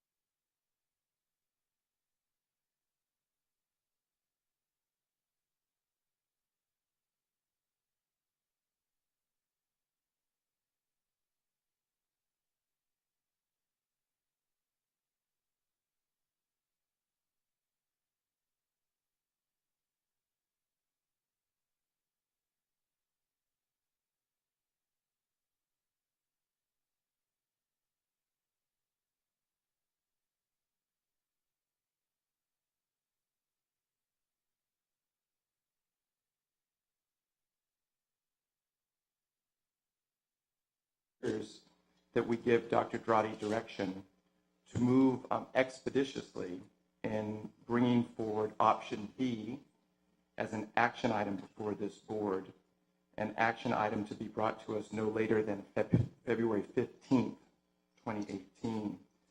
Plan B, as it's been articulated at our October 30th meeting, would be a plan that would be a revenue sharing plan that would be an elongation of what we have seen from school services, a 50-year plan that would allow for an equitable sharing of revenues for this lengthy part of time. Also, in my suggestion and direction to Dr. Drotti, I would encourage and say it's with gratitude that we know you will continue to do the good work in demonstrating to Malibu the spirit that is in your heart and what I believe to be this board, that all children in Santa Monica, Malibu matter, and that we will continue to do and provide excellent education. And lastly, I would suggest that we direct Dr. Drotti to once again make an appeal to the City Council of Malibu not to withdraw its current petition before LACO, but to engage with Dr. Deegan and the committee that is going to hear that petition to delay that first hearing until February 15th, where this board will be able to vote definitively on an action item, definitively on option B. Can I ask a clarification of that? If the city council doesn't want to do that, it seems to me we need to oppose the petition, and we need to direct Dr. Drotti to hire whoever he needs to advise on that. Sure, I support that. Can I say why? And we should elaborate on all of this. If I could elaborate, probably like many of us here on this dais, I read the many newspaper reports since we last met. I thought, wow, some of those reports aren't, I think, in line with what I heard at the dais, certainly. And I would want to make sure that if this board, if we were to support such a recommendation that I've made in direction, that the headline is that this board has definitively moved forward on unification and has a plan in place for it. And it's somewhat complicated by the fact that there is a pending motion or petition before LACO. I think it was pretty clear from my perspective as one member of the board when we last communicated, all of us, when we deliberated, that the majority of us were opposed to that. I am a no vote with regards to the petition as it's currently before LACO, as it doesn't have a financial component. And so the ask of Dr. Drotti to speak to the city of Malibu is to convey in a way that we know he can the sincerity and our commitment here if there is the direction to move with this option B, and option B in a definitive and clear way where we know a vote is coming, that we simply ask Malibu to hang tight on that first hearing. And let me just say what we've been told as a board is that it is unlikely that that first hearing will even happen before February 15th. It's a long shot, but that most likely it's going to happen late January, if not February. So we're not asking Malibu to withdraw. I'm not asking Malibu to direct our superintendent to withdraw that petition, but rather ask for a delay in the first hearing, because there is a possibility that we could have something on the table here that one could imagine, I could imagine, would cause the city of Malibu and interested parties to withdraw that petition.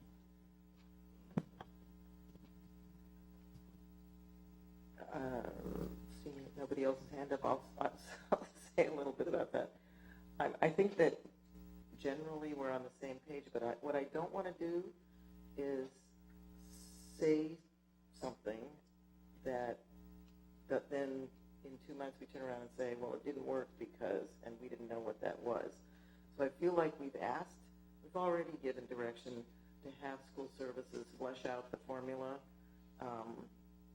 over 50 years, the shared allocation approach. I'm really not, I don't think I'm saying anything different than what you're saying. I just want to, I want to be, everyone to be clear, because I think that I do empathize with the feeling of we've been waiting, you had this month report done, you did these things, and so I don't want to mislead anybody. I absolutely think that if they can flesh it out and address the logistics and it all looks good and it makes sense, I absolutely want to go forward with that. But they, in fairness, put out sort of it's more than a concept, but it's got a lot of detail still to be shared.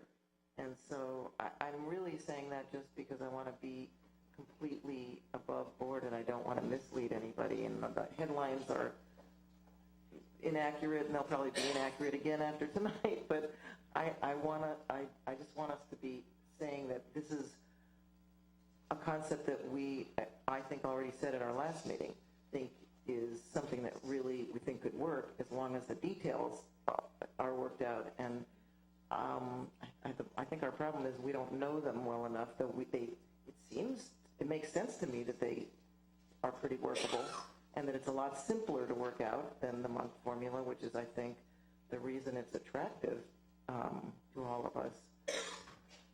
So I just want to clarify that. I don't think I'm disagreeing with you at all. And in terms of the petition, I really do feel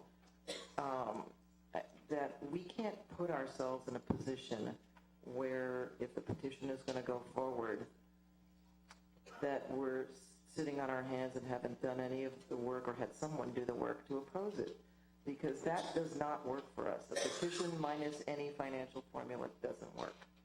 And so I appreciate the request. I'd like to make that request, but I think I don't even know what the formal thing they need to do is, but it's not just a delay of the hearing, it's putting it on hold until we do this. And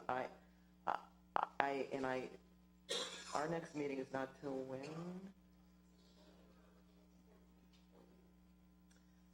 So I feel like that Dr. Girardi will be able to find out from the Malibu City Council well before that.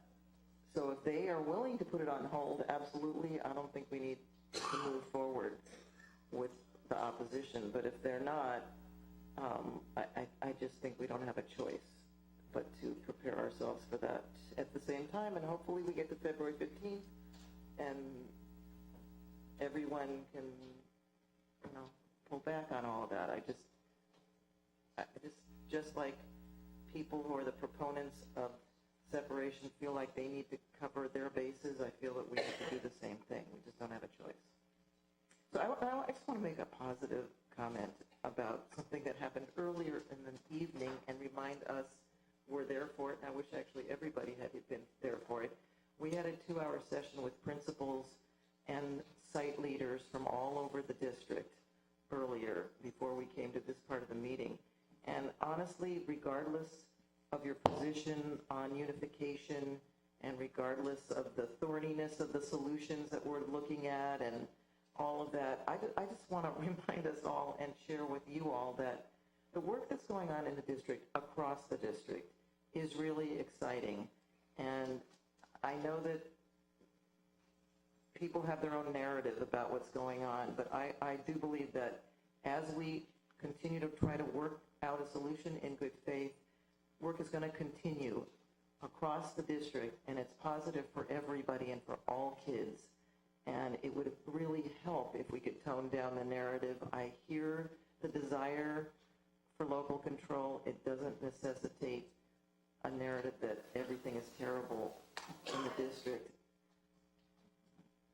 because it's not. And if you visited our schools, your schools in Malibu and Santa Monica, everything's not terrible. Ms. Lieberman, I just got to say, I drop my kids off to Webster Elementary every single morning. We don't even have a parking lot. Excuse me. Please come and visit our school and look at the 43 Where do we park our cars? You have the nerve to say Hey, I'm sorry. So, can I ask, please? I understand. Believe me, I understand. This would all be much better if we could just do this up here. I think they understand how people in Malibu feel. I certainly do. But thank you. Anyway, I intended that to be a good thing, but no good deed goes unpunished. So I will stop with that, but I do think that's a good reminder for all of us. And the only other piece I want to say is that there is apparently a lot of confusion in both, I think, the Santa Monica and Malibu parts of the community about what we have been saying or not being clear about the Monk report. So, and I think that part of that is about the fact that the Monk report had a number of components, not just an ongoing formula that affects cash flow in terms of operations, but it dealt with bond monies, assets. I don't even remember what the other four. I think there are 4 other parts, and so those parts may well, hopefully will, be usable even with the shared allocation formula. I don't think that there's a problem with that, but that should be obviously incorporated into the school services trying to formulate and flesh out the entire approach, I guess I would say. Oscar? Go on. Oscar, John, either one of you? Yeah, okay. So I just wanted to thank everyone for coming out and speaking and making your voices heard. This issue has been going on for a long time, and longer than just in the last 2 years. I mean, I was a student at Santa Monica High School in 1990 when, the year after Malibu ended up, the school district decided to open a high school at Malibu High School. Malibu became a city in 1991, so this is part of a long process. And I think, the whole concept of local control is a very important concept that throughout the country, I think has to be respected. I think every taxpayer, every resident has to have influence over the public institutions that have, enormous impact on their destiny, and especially public schools, which have probably more of an impact than any other public institution we can think of. So it's a very sensitive issue. It's a passionate issue. I appreciate all the parents that are here, because obviously you're here to advocate for your children, and advocate for what's right for children.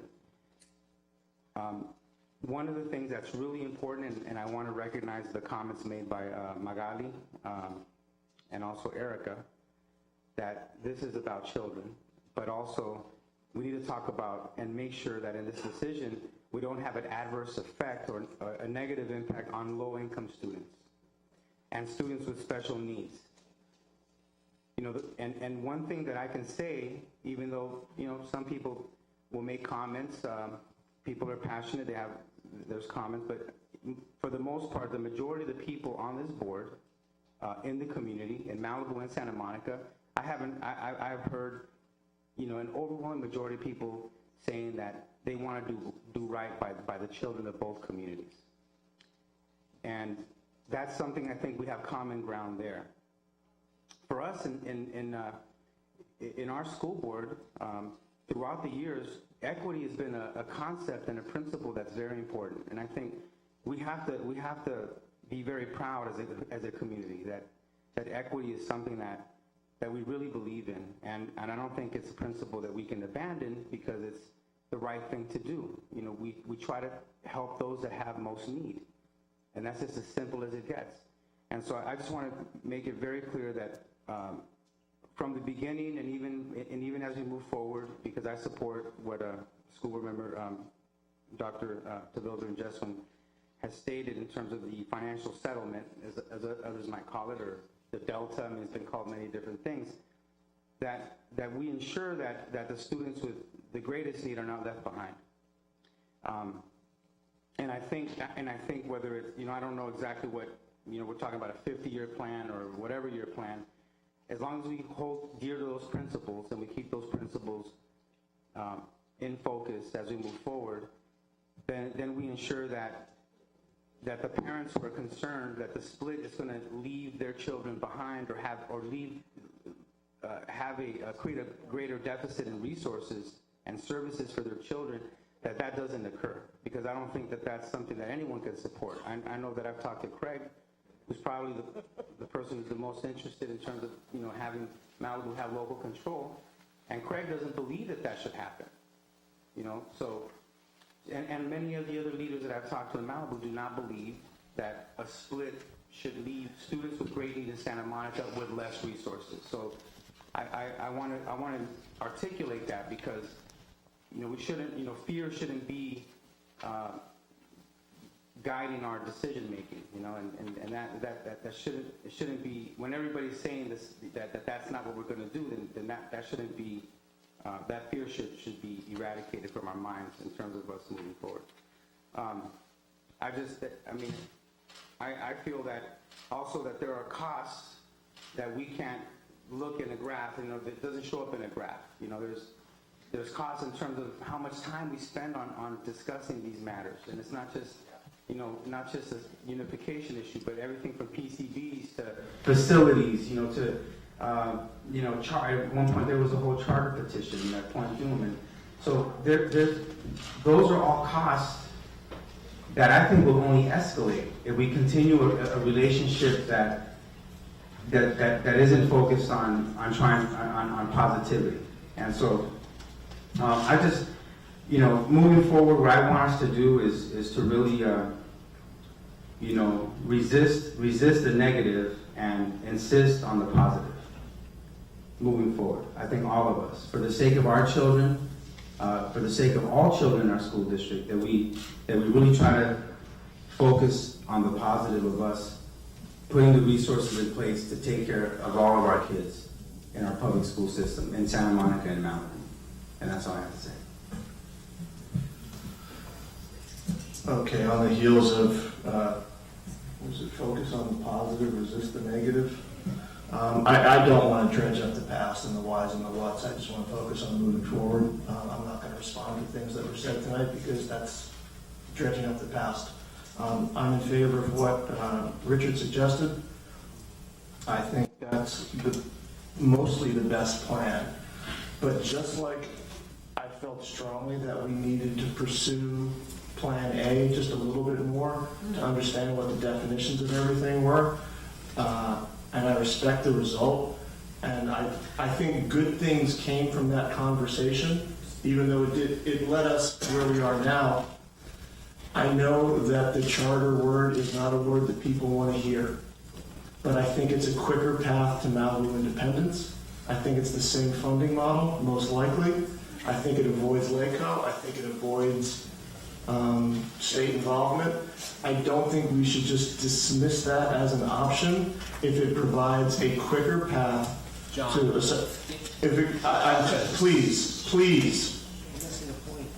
please. I don't want to throw that baby out with the bathwater. I support what Richard says, but I think it's at least worth our time if we're going to provide the best governance to at least look at that. One of the reasons I feel that way, I do believe it provides a level of insurance for natural emergencies, disasters. I think a charter pathway might give us some economies with our kids with exceptional needs. I do think there's something to be said for that. But that said, the same way we explored A, which led us to at least a better understanding of how Dr. Girardi feels, maybe this will strengthen our path to B. And that's fine. I support what Richard said.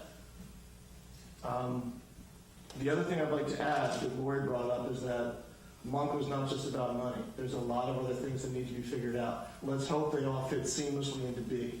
That will help us greatly. The last thing is the petition. My fear of waiting until February 15th to take a position on the petition, what if things don't work out and then we've lost 2 months of time that we should have been getting our ducks in a row? If we know that we don't support a petition that has no financial settlement, I think we need to speak out now against it, because I don't see why we wait 2 months for that. Thanks.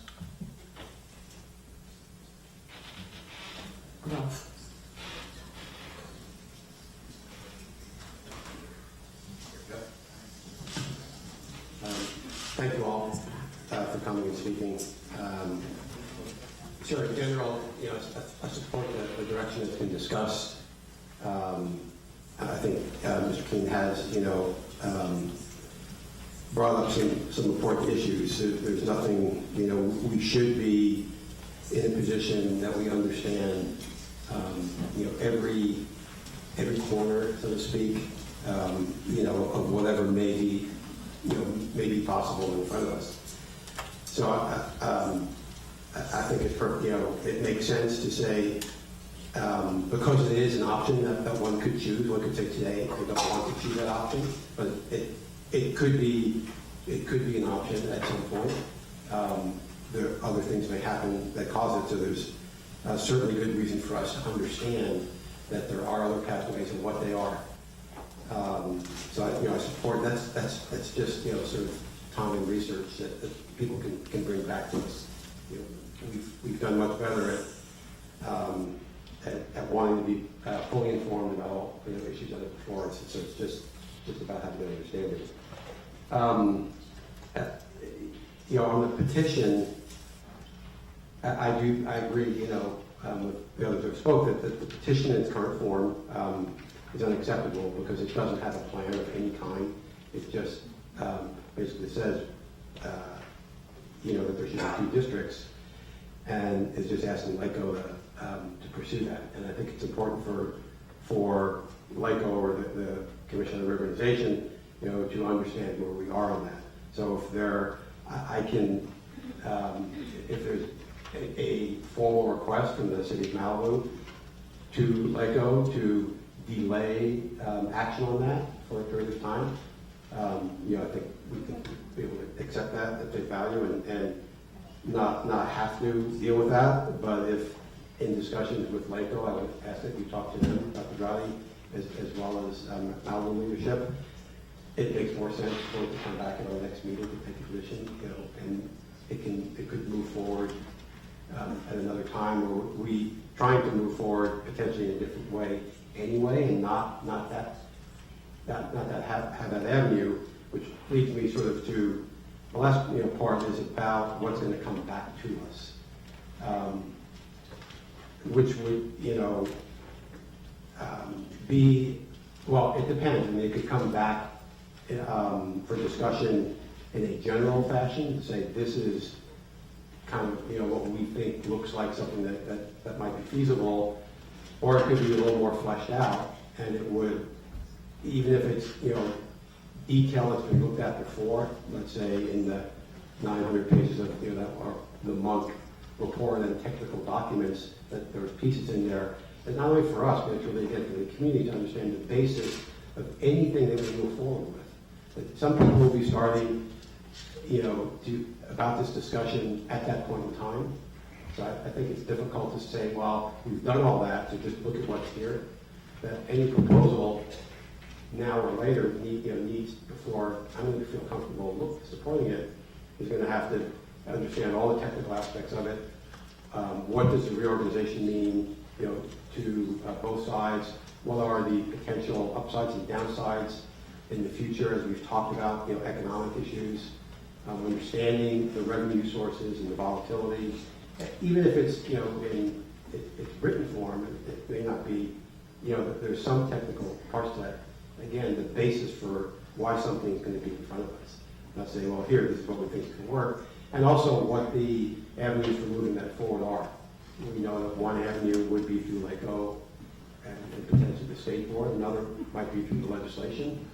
So, that's why, I think a petition could be withdrawn for now, and it may never need to have another one because it may be a different way. And also, if there is another avenue for moving forward,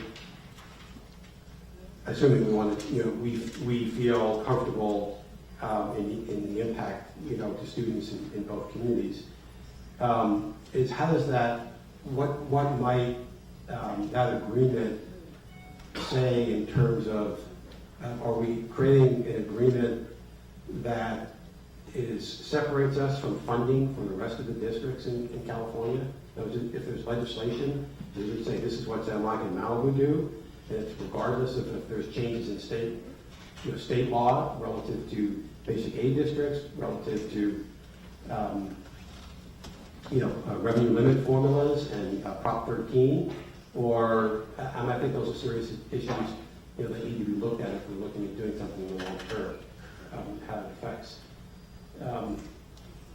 I hope, I'm going to read something, but I won't, that we can have, a civil discussion about this always, because it is, as we all say, it's about the kids and their futures. It's not our futures. It's our kids, it's our kids' kids, and their kids, and we want every one of them to have access and opportunity. We don't want any one of them, to think that somebody made a decision that means that I potentially can't do what I want to do. Many people in this room have been there in their lives where somebody else made a decision that limited their future. And I don't want to, That's us every day. I don't want to be part of making a decision where a kid in any community says, I don't have the capacity. Thank you.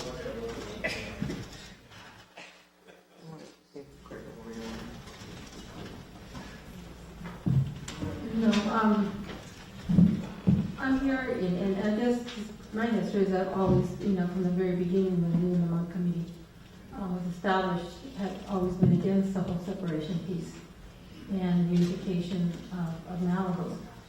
I did agree on Monk, and they came back with a report. Obviously, the results weren't as the expectation was not in terms of how it was going to support all of our children in this district. I think as the only board member that's been here for 17 years on the school board, and proudly sitting here representing both children in both districts, all of our children in both districts. That's what we're here for. We have to look at all of what the information that's in front of us, that's available to us, to actually make the greatest decision we're ever going to make in terms of the future of all our children in this district. And as we move forward, I do agree with Dr.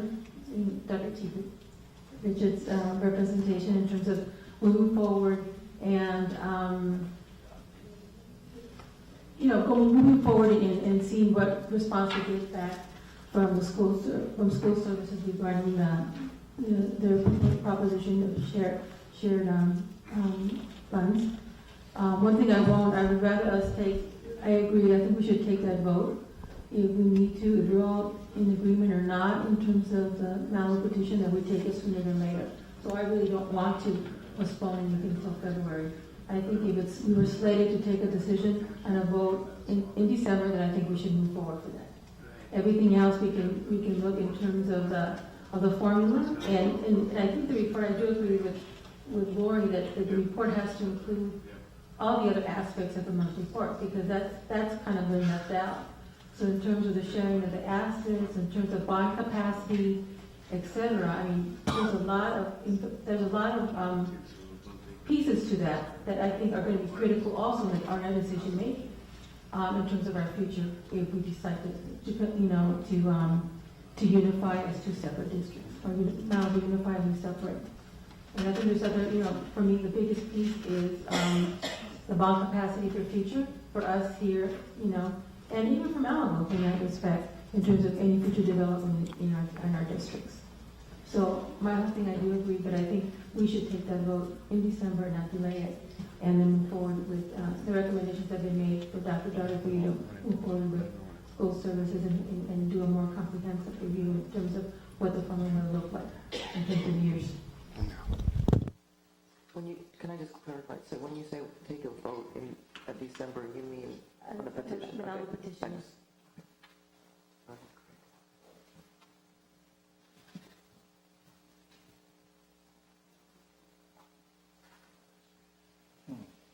Okay, so first thing I hear is unanimous consensus. I asked in the last meeting that this board would come back and say not what they won't do, but what they will do. And what I hear is this board unanimously has said they will support a money sharing agreement. I'll come back to that in a second. A revenue sharing agreement with a 50-year term. Right? Is that what we said? Yes? Okay, well, I mean, I think it's got to be a number, so unless I hear a number lower than 50.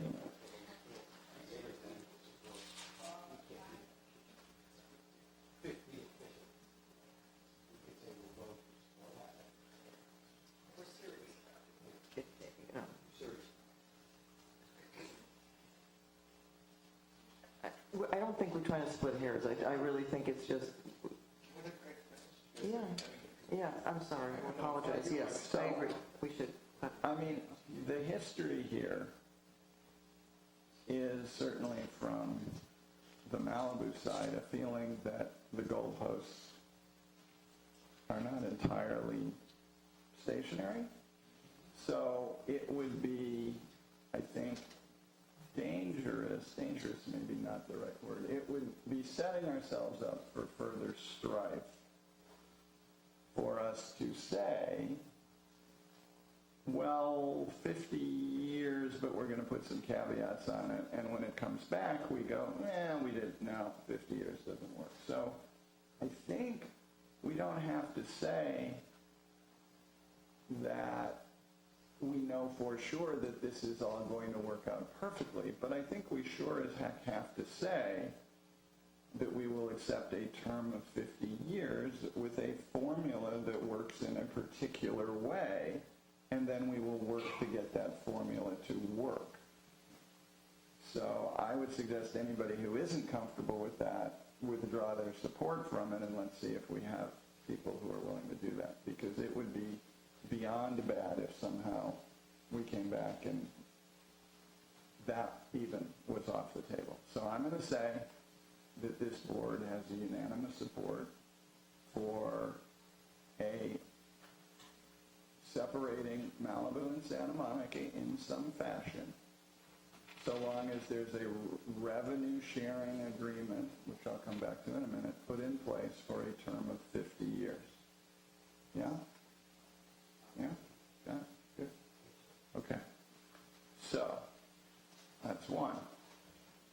So then let's talk about the revenue sharing, because we focused on revenue and the monk focused on revenue because it was the easiest, and I mean that in a relative sense, way to do this. But one of the things about the monk agreement and the SSC agreement even more so is they were intended to last for a short period of time. The monk agreement had to last for 12 years plus ongoing payments, and the SSC agreement, if I remember, only lasted 7 or 8 years.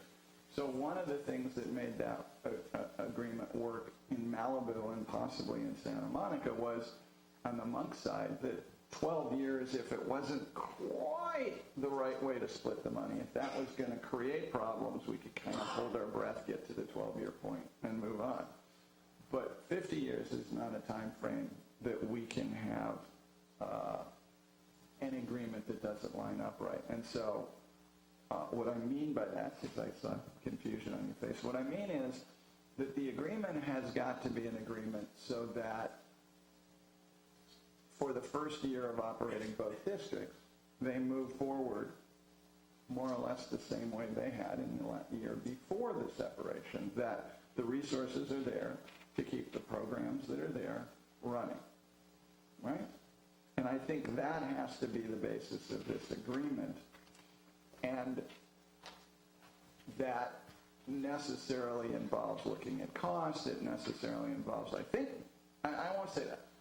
What I will say is the principle needs to be that the resources that are in place before the separation can continue to be paid for after the separation. And that, I think, is what we're asking the consultant, presumably SSC, to come back with. Right? Is that what we're saying? Yeah? Okay, good. So then the third thing, John, I want to make sure I got 4 yeahs here. I guess I'm the fourth yeah. I'll say yeah. John, you good with that? I'm straight. Okay. Does that mean yes, no, or I'm abstaining from this? No, you know that I'm fair. Okay. We're not voting. No, but I want to make, right? So the last time there were a lot of misunderstandings about what we said, and you know I have this as a general thing with all our deliberation, is I'm trying to make sure that everybody, mostly including ourselves, are clear on what we're saying. So that's piece number 2. Piece number 3 is, as has already been talked about, the monk reviewed 5 different aspects of this. And we've only ever we've gotten 2 monk reports since the completion of their report. And there are 5 aspects to that report. I would like to say that we have accepted the other 4, and that the one we're working on is number 1 with regard to revenues. If we don't say that, then I know 6 heads that will explode tonight. So my suggestion is we agree that we accept the recommendations of the monk report, except as pertains to point 1 revenues, and we include that in the proposal that we're going to hear back on February 15th.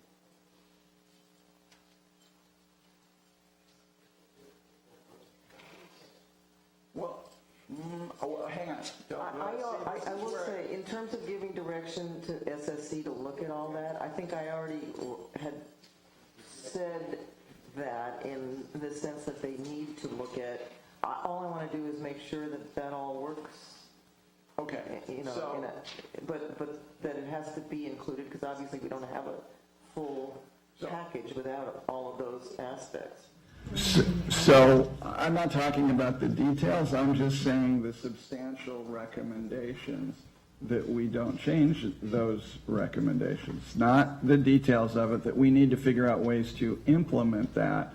But they talk about divisions of assets. It says what property in Malibu will be Malibu's, what property in Santa Monica will be Santa Monica's. We do not want to revisit whether Malibu has the right to rentals from Santa Monica hotels and all that stuff.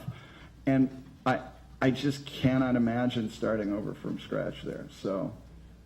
No. I would agree we would never start over from scratch, but what I can't fully anticipate, because, and I hope there's nothing to look at, but when they detail or flesh out the concept of shared allocation and kind of, I suppose, if you're talking about over a long period of time, which we are, what revenues that we don't even have in place or foresee, where they fit and all that. I only want to make sure that as we'll have to have some mechanism for addressing those, and that they don't then cause any necessary changes in those other 4, which I'm certainly not suggesting they will. I just, right. I can't say off the top, I can't sit here and sign on a dotted line. So how about it? Yeah, but that we can cleave to the remaining 4 so long as there's no substantial, that there would be no substantial change to those recommendations. Obviously, we have to look at the revenues and blah, that's blah, all blah. I'm saying. I'm just being careful because I just don't. Oh, yeah. Absolutely agreed.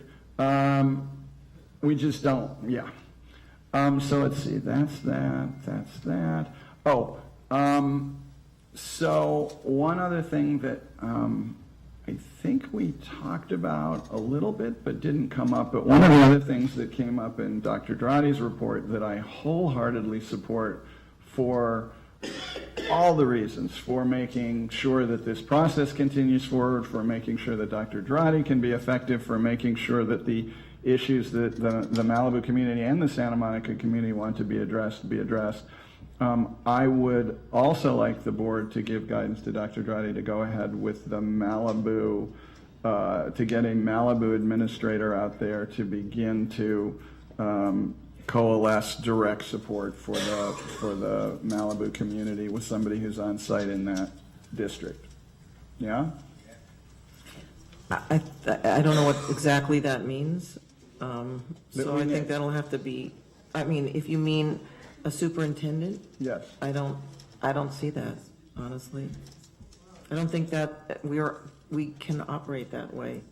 Well, the superintendent would report to Dr. Drotti. He would have no obligations to the Malibu community. He'd be an employee of Dr. Drotti who would be responsible for Malibu for Dr. Drotti. That's what I'm asking. But what would that person be doing?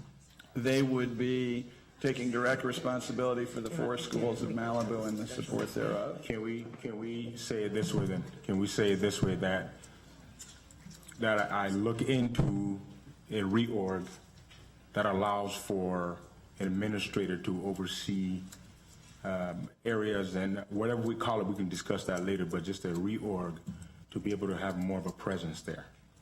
Maybe that's the language used for now. For now, we can discuss. We can discuss it. Yeah, that's fine. I'm not trying to tie your hands to a title or a whatever, but I think yes. Enough said. That's fine. So, with regard to the charter that several of you have mentioned, like with Plan A and Plan B, I have no objection to trying to find new ways to do things. I would not want, and the very first thing, and I've said this to some of you before, none of us know what that would look like. So we're just saying the word charter thinking that magically something might work there, but and not only do I not know what would work, I affirmatively have looked at things and I don't know of anything that would work. In other words, everything I do know would not work. But I'm all in favor of looking into that so long as that does not interfere with this timeline or this commitment to all these other things. And should we magically find the perfect solution, then yay us. But I wouldn't take resources or time or energy away from this main through line to do that. But I'm always in favor of exploring what could possibly be a good idea. Okay, so I think that's all I have to say. Yeah. I'm sorry. I mean, it's not the best way of doing business, but it's late. We're going through a lot of things and thinking about stuff. So one thing that just came to me is when we split the 2 districts, if I recall properly, there are some increased costs from that split. So when we talk about revenues being in place today will be, resources in place today will be resources in place on day 1. How does that, see, this is what I mean by the SSC stuff and getting answers. How does the increased cost once we do split reflect in that? And again, we don't have to decide this now, but that's something that just pops in 10 minutes after you asked me what I thought. Sure.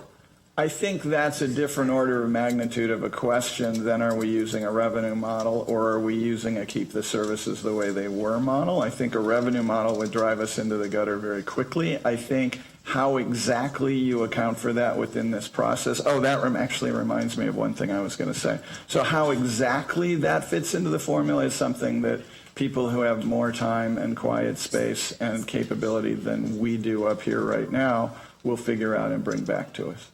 That would be my suggestion anyway. On that note, one thing I would suggest is when Dr. Drotti pursues this, I would strongly suggest that he ask the Malibu City Council to appoint somebody to be a consultant. Again, I'm not trying to create an authority relationship, but somebody who could represent the City Council with regard to helping to flesh that out and provide a sounding board as those things move forward so you can feel comfortable that there's some dialogue there. Are you talking about in terms of just organizational structure or? Somebody that you could talk to that could be involved in the process of creating this formula and give feedback and give ideas and whatever. Huh? That's not part of the deal. No. I'm talking about, no. I'm saying, so we're going to charge you with finding a formula that works for 50 years. And I'm saying that I think it would be helpful to all of us that there would be somebody from Malibu who has some standing, meaning they're appointed by the Malibu City Council, to be a consultant to you, an advisor, whatever you want to call it, with no authority. I'm not saying he or she can say yes or no. I'm just saying you want to have somebody you can go to and who would be involved in the process to give you reflection and say, what about this, what about that? I think that would make the process smoother. I hesitate to suggest this, but and then I'll do the repeats of people. Maybe there's a better person to do that than you, but to me, you understand the educational needs and the structure better than somebody we're going to pick out of the air. So I'm wondering what it is you think. I mean, I'm just saying, in terms of the person it should be, I just don't know. I'm thinking it should be Manel, because he's better at this than I am, and he's got way more time than I do. I mean, look, this is meant to be a revision to the system, and whether it's me, Manel, however, I'm certainly available to participate in that, but he's way smarter than I am. My so suggestion is really, then, really what you mean is, as he has questions that should be run by somebody, there should be, it could be both of you. I mean, it doesn't, sure. This does not have to be rigid in that sense. Right. He's not hiring one of you. No, but my goal was to give whoever that was some standing, because then the other problem would be, well, Ben talked to some random person, and how did that help? So I'm trying to create some order to the process as well. So you're talking about some kind of voice that I can talk to. Okay, that makes sense. Yeah. Is that? Oh. You have the 3 members of the MUC that were representing Malibu that you could always use this, that you could reference to, or ask them to. No? Currently, there's only 2, and I'm not in. I mean, that's possible. They could just be reappointed, but I mean, the MUC is disbanded at this point. So, I mean, that's fine. I don't have any issue with that.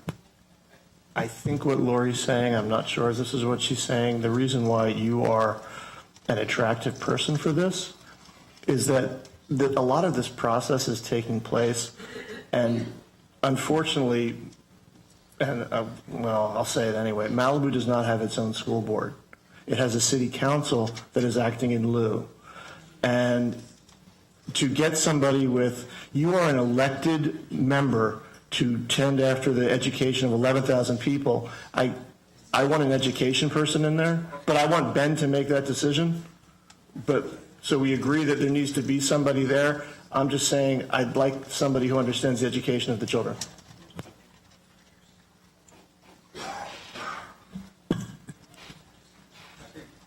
Oscar? Yeah, I support where you're going with this. I mean, Malibu is going to need sort of, how would you say, practice, in governing public schools. I mean, for lack of a better term, right? I mean, it's in our interest to start developing the infrastructure, even if it's small steps.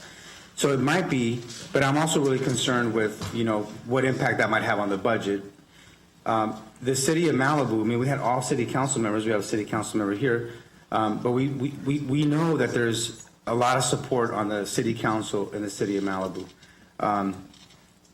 And maybe if our superintendent has a discussion with the leadership there, that they might find a way to work that out, to provide some resources, so that whether it's there are various consultants throughout the state of California, in Southern California, there's a lot of people that the city of Malibu might engage to provide some support to Dr. Girardi and to do the things that you're asking needs to be done. So it's just one suggestion. But instead of us thinking like, man, it's going to now there's more money, maybe the city of Malibu says, you know what, the city council in Malibu says we want a partner to make that happen. But we don't know until Dr. Girardi meets with them on that.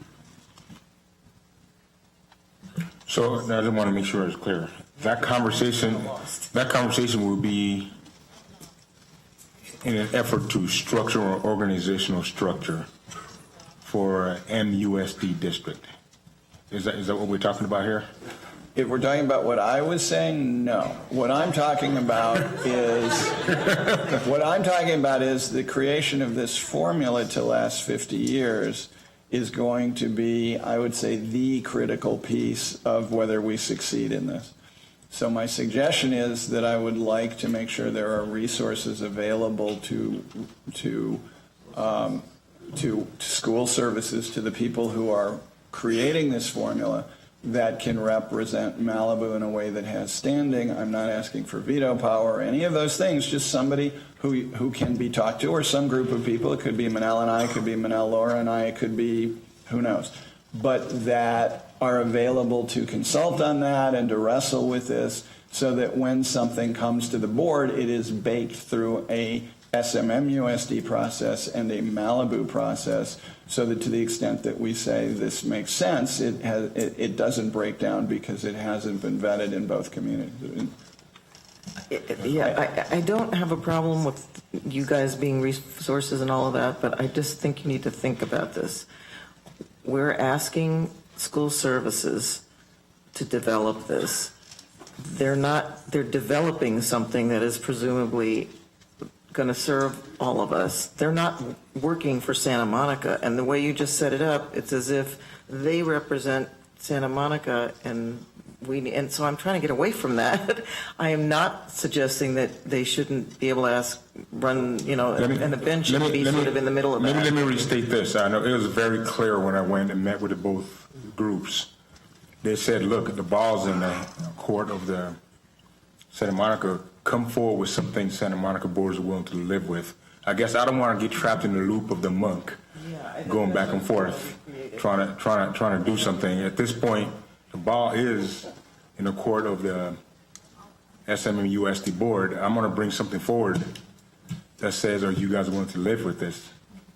And these are the parameters, these are the risks, and this, are we good with this? And we vote, because I'm afraid if I go into that piece there, I'm going to be stuck in that loop, trying to go back and forth again. And if that happens, we need an extension from February 15th, because that's not gonna. And this is us. Hey, work this out to 50 years. Give me all the details. Let me educate the board between now and February 15th, so that way we can have a vote on February 15th. Or a discussion. Yeah, Richard, go ahead. So, a couple of things that I'd like to share. I'm going to try to thread the needle if I can here, because it's difficult. I'd hoped that it would be an easy one, right, to get to 4, if not more, like you said, a unanimous, at least unanimous in direction. That's all we're doing tonight, right, is giving direction. Unanimous direction. And quickly we fall into the weeds, which they're good weeds to be in because they're most excellent questions. But then I also know, to use one of your favorite sayings, that, and I have heard it from our peers in Malibu too, that sometimes they feel like the old Peanuts cartoon where it's Lucy holds the football and Charlie Brown runs up to the football and the football gets pulled away. This is something you've said to me, in the sense of characterizing. And I understand that. I think public perceptions absolutely do matter. I really think they matter. And so it's not lost on me that members of the community, and Malibu particularly, feel as if we have deliberated for quite a long time and that there have been these ups and downs. And so some of us, I think it's important for the public to know that, we're not allowed to have meetings outside of these meetings other than with 3 of us, or we violate the Brown Act. And so meetings like these are supposed to be moments where we get to check the pulse or the temperature of our peers and see what one or more than one of us is willing to do. And so what I was trying to attempt was to take what I thought we'd already agreed to, this measure of 50 years, and say, in principle, that we're going to move forward with this and that we're going to give direction to our superintendent to make this happen. And I heard somebody say here on the dais it's a serious attempt.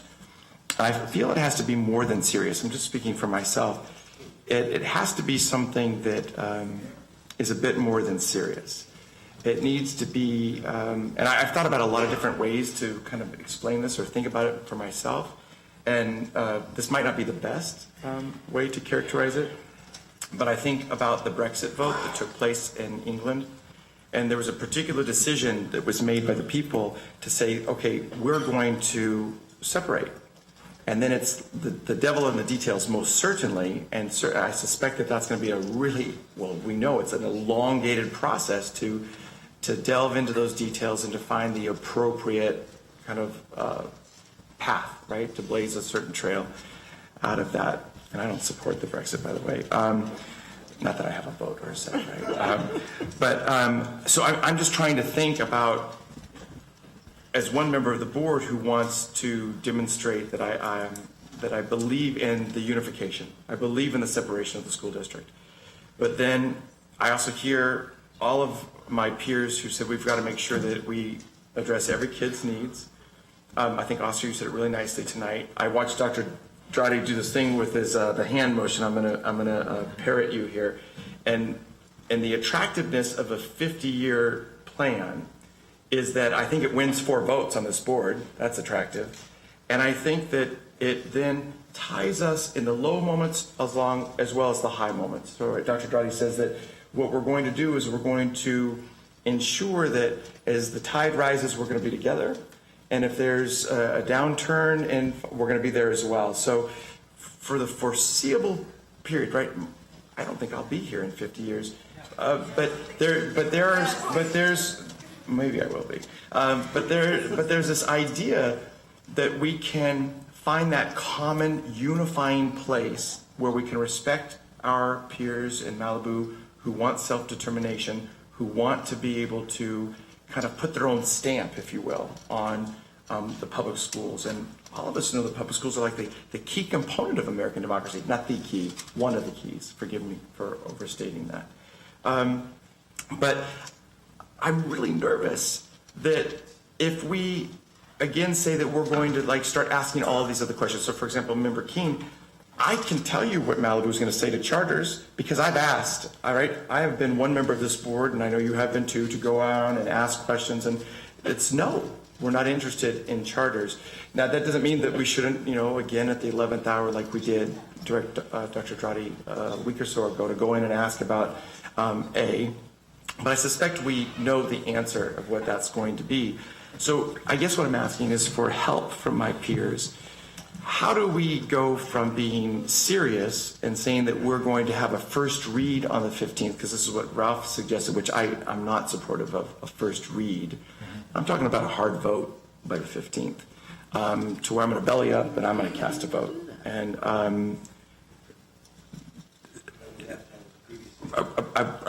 agreed. So the idea that I suggested, and I will say, because now we're in a public setting, I can say this. So I had a conversation with Dr. Dradi, and I said, what do you think? And, he talks to one board member. I said, do you think that you could get school services to do this kind of work in this amount of time? And could we have something before us? And he'll answer that question, but I read it as the answer was yes, that we'd be able to address this. Because we know that Malibu is hesitant. Malibu is hesitant in not wanting to pull the petition. And we know that, we all have the scenario, how it unfolds when that petition, if there is standing, which will be determined, and then once that first hearing takes place, it's all in the rule book, right? You're going to know exactly the number of days. And I don't like playing chicken, right? I've heard Malibu say, by all means necessary, we're going to win this, and we're going to go forward with this petition. There are others who say we don't want to do that. That's not the best way to do this, because we are trying to demonstrate the agape love and the commitment to one another.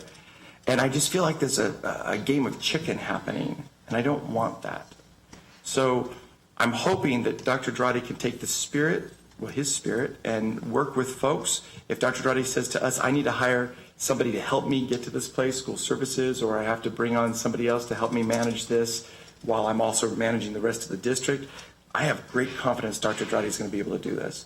But my suggestion tonight was to kind of be this clear, definitive direction, say, Dr. Dradi, make this happen. And by February 15th, can you present to us a make it happen 50-year revenue share? We're up, we're low, together, and we're off to the races. Malibu is a unified district. I need help to trying to kind of thread that needle. I hope I made sense. John? Just to respond quickly to you, because we finally get to do the business of the district in public. I like your Brexit analogy, because I remember that vote and being stunned that it actually happened. It was the first of the stunning votes that we saw in a couple of years. And I remember the next day when there was a lot of regret because, oh, we didn't know that was a part of it, we didn't know this was a part of it.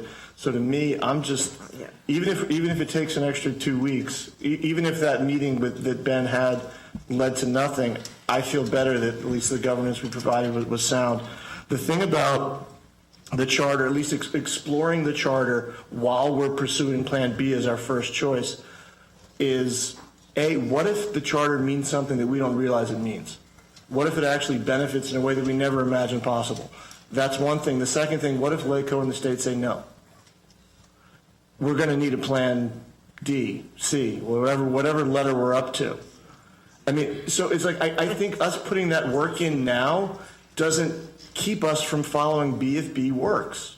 But at least it's something that gives us a backstop. And so, can I piggyback on that and say that I would say A plus B equals C. I think it has to be C. But I think it's worth exploring for the reasons that John said, and because it just seems to me that I get that at first blush people go, no, we don't want that. We want to be MUSD, and that's the only answer. It couldn't be MU, I don't know what it would be, CP. But I think that the virtues is, now that we're talking about shared allocation, I think in my conceptual sense of a charter pathway, that's in effect how it would work. And the benefits of, I think the reason to explore it is that it has the obvious benefits of you don't have to go through LACO, you don't have to go through the legislature, you don't have to have a vote of the people. But to Craig's earlier point, I agree with you because I've explored it a little too. I think we'd be making up our own model because one doesn't exactly exist of what I think we're kind of talking about. I mean, like the Palisades, I mean, Craig and I have talked about this before, the Palisades schools actually all operate, or they have contracts all as, I don't want to say independent, they're independent of each other. The elementary schools, the middle school, the high school, they're not a pathway. They each have their own separate charter, and that's not what, that doesn't help anybody. That doesn't solve this, that doesn't do anything. So we would be creating our own novel thing, but it does have a lot of benefits to it. That's all I'm saying. I mean, I think it's worth exploring. I'm not pushing it. If we can work Plan D, that's great. It's just a sort of, it has other benefits, and as John says, we don't have control of everything, and we don't know that. And I'm only wanting to understand the Brexit analogy in the sense that I thought I knew what you meant, and then I didn't, and then for me, it means what John just said, which is, and that's why I'm not meaning to hedge, but I am saying I think it would be silly to say this date, and then if we needed 2 more weeks because we want to understand the full implications or certain details had to be worked out, we just vote anyway. This is 50 years. Assuming we can come up with something, this is, I said, because as you said, you didn't understand it. So I didn't say you said anything wrong. I wasn't sure what you were. Of course, 2 weeks. I wasn't saying, that if someone said we need 2 more weeks, I would never, I'm not rigid. I don't think anyone's ever called me rigid. But the thing is that with Brexit, I think our school district has done, Monk has done probably more research into are separating than what was done with Brexit. That's probably not true, but it does feel like that. Right? So I think we know a lot. I'm just saying, and this is what I said I really need help with. How do we get to be just a bit more than just serious? So I understand that it might be more time. I get that, but how do you convey a message that we're for real this time? You know what I mean? That this is. Okay. I know that people feel this way, but I do resent the implication that we weren't for real the last time. We were for real. We set up this committee. We never said, and there is a real misunderstanding, I think. We never said, here, you go solve it, and whatever you say, we're adopting. That would be an abrogation of our responsibilities. And if people understood it that way, that's our fault. And I'll take partial responsibility for that, but that's not what was intended. We also never thought, we've been over this before, we never thought it was going to take as long as it took. We thought they were going to go out there and what, I think we had a 6-month time frame on it, maybe it was less. There are a lot of things that didn't go the way we really put them out there. I think that's, crying over spilt milk. I don't want to go back there, but I just do want to clarify that it's not that we weren't serious then, and that this is like Brexit in the sense that it's the results of it we're going to have to live with for a long time and forever. And we want to get it right. And there's nothing wrong with that. Rather than, I don't feel badly about that, and I don't think I'm not serious when I say I'm serious. And maybe the thing to say to our superintendent is, the goal is February 15th. If you could have people do it faster, that would be great. But if it doesn't work, we're making a serious commitment, but we're not going to do something stupid and sign on to something when the details aren't fully fleshed out. That's all. Ralph. Thank you. And I agree with most of what's been said. So let me sort of go back now. Because we can't, what we can do tonight is to give direction to the superintendent to look into an issue and bring back to us, something to look at.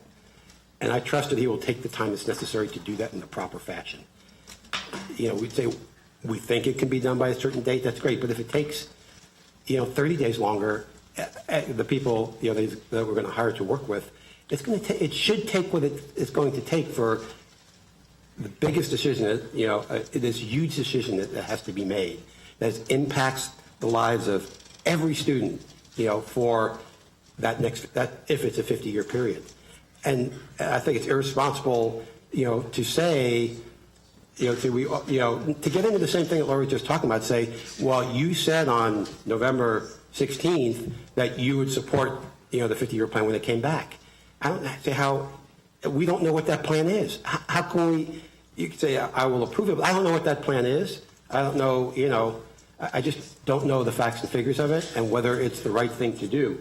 And in fact, if there is, once you look at it, and I think we have to go back and understand to the best we can what that impact is. I think the operational plan that's been has been used for Malibu is from the Westhead report from 2015. I think you got to start somewhere to understand what costs are. Is that still, what is it, how's it going to operate? Did you read the month report?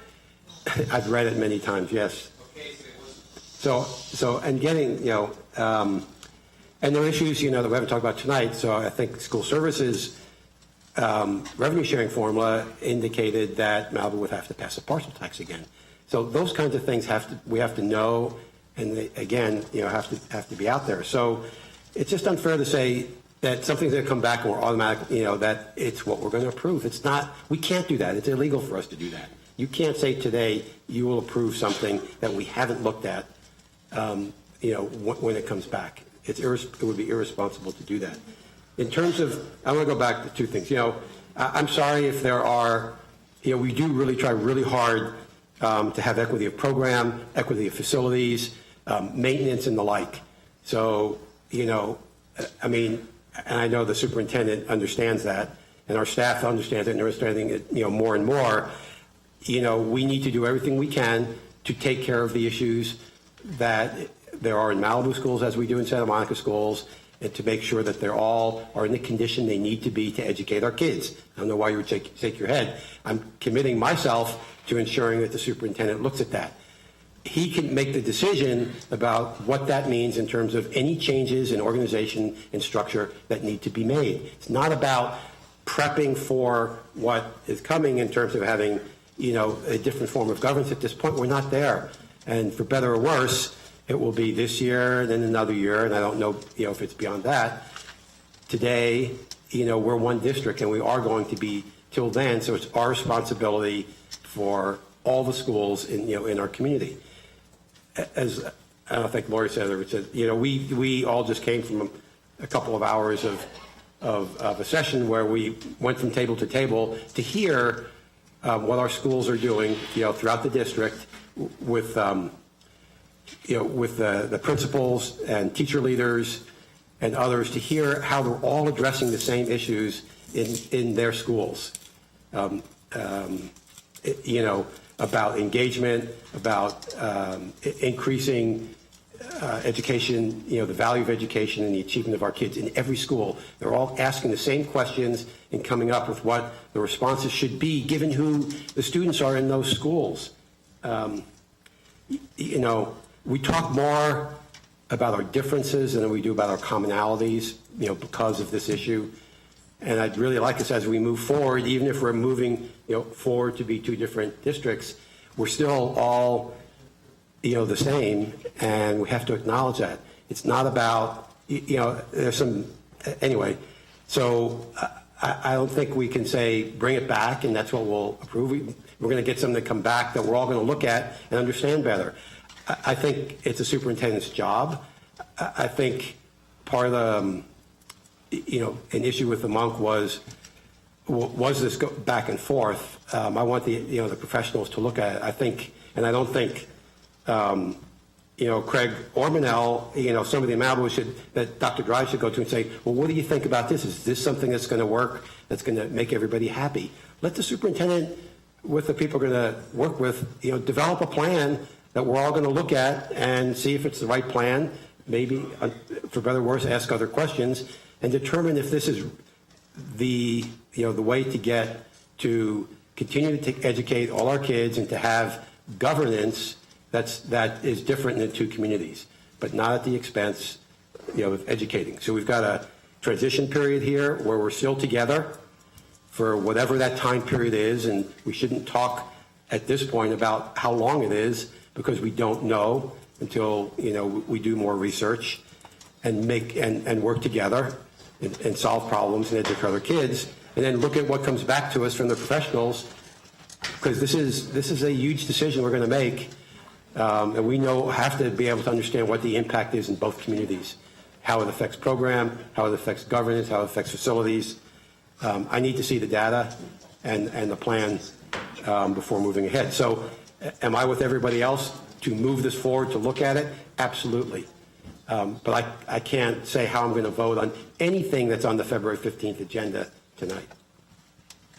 Yeah, I think actually we've beaten this into the ground, and I think Dr. Drive wants to report what he hears, and I think we could. Everybody's tired. The more we have conversations, the more I'm going to lose my focus of what I need to do. So I got. Let me summarize what I think I heard. So I heard very clearly that I've been directed to explore a revenue share for 50 years. In the meantime, have a conversation with City Council about pulling the petition.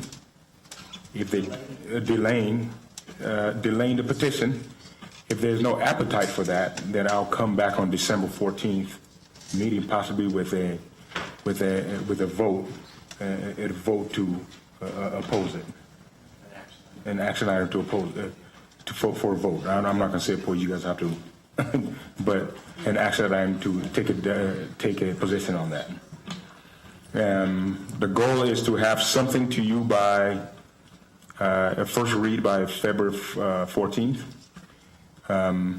Just note that the conversation will be happening in our smaller meetings throughout, so that way that 14th will not be, it shouldn't be a surprise, if I can help it. In the meantime, I'm still going to be, for my purposes, I'm still going to look at possibly reorganizing anyway to ensure that I have presence in all the different regions of the district. If that means a position in Malibu, I'll be considering that. And I don't think that's a board decision. That's real more or less me saying I need presence out there or whatnot. So that's going to happen anyway, regardless of all this happens or doesn't happen. But I do want to be clear, and I said this to the City Council and Malibu folks. If a decision is made this year, this is the board's opinion. The board's opinion. I want to make sure the whole community understands that, because I don't want to be stuck with people saying we all did a split if the state decides to say they're going to turn it down. there's a chance that they're going to take our opinion, the board's opinion, and reject it because there's all kinds of politics around this whole this situation here. And there's a case that separation may not occur. There's a case that separation may not occur. In that sense, we still got to live together. We still got to live together, and I hope that people at least heard here that people are committed at least around her committed to separation if we find the right situation. And I've got to operate as if right now, whether it happens or doesn't happen, and to be able to come back together. And sometimes you can, if you're friends, relatives, or one of you can beat each other up to where there's no coming back, and we need to avoid being there. Because in case that we got to live together still, we have to still do that. And so is my recollection correct? It is, but I would add one piece to honor Member Keene and others. If you're going to reach out to presumably the same entities that you reached out to over the last two, you had two meetings, right? You met with you met with MANTS and the SL. MSLC. Forgive me, and then the council. And so I think Member Keene has asked that as you make that ask of the council to delay, it's not even really to delay the petition, but rather to see if they would, well, I guess it's that first hearing, if they would request the first hearing come after we have a chance to look at B. But then Member Keene's asking to ask about charters, and I think that there was consensus that it doesn't hurt to ask and talk about that. And I think Lori's comment about, I think that no one should get confused. We are not introducing a new Plan C tonight. But like you just said, if unification doesn't happen because LACO says no or the state says no, I think that there's potential will that we would still move in an area that could be the C, is what you were saying, the charter. So you have to be having these conversations at the same time. I think that's what Member Keene and President Lieberman were saying, at least the spirit of it. Yeah, there's only one thing I'm concerned about, and that's the part about the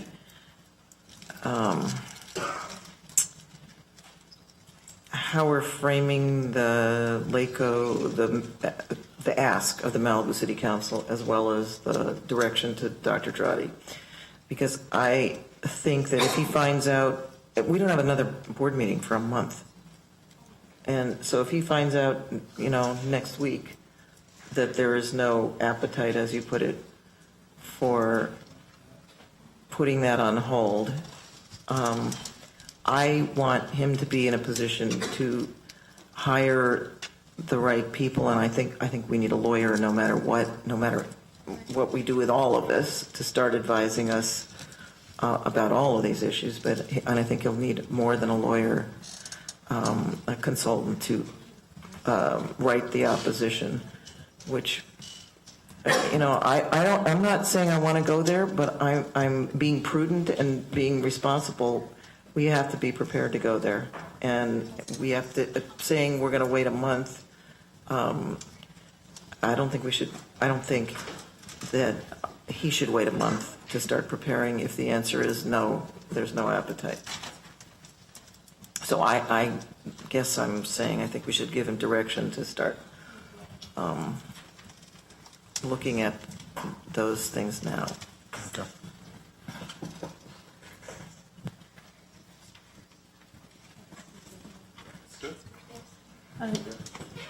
Dr. Dottie, yeah, I think yes. Yeah. Okay, great. Terrific. Madam President, if I move to table item 5A.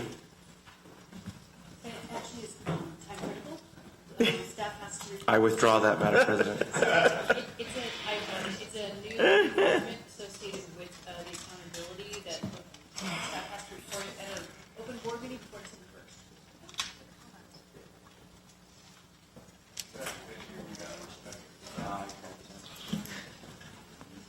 Oh my God, we have more.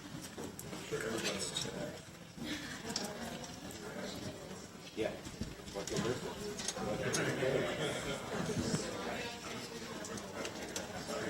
All right, so we need to do that item but we lost the, our staff who's going to.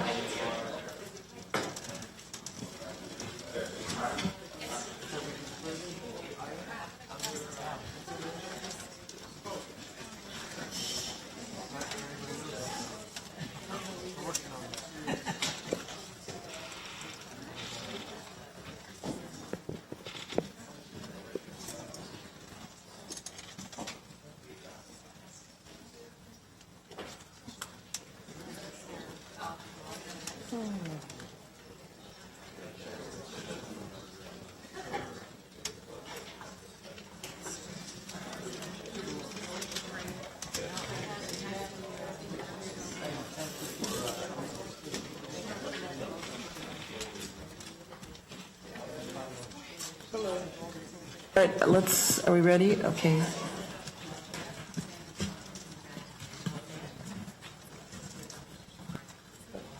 Thank you, Madam President, members of the board.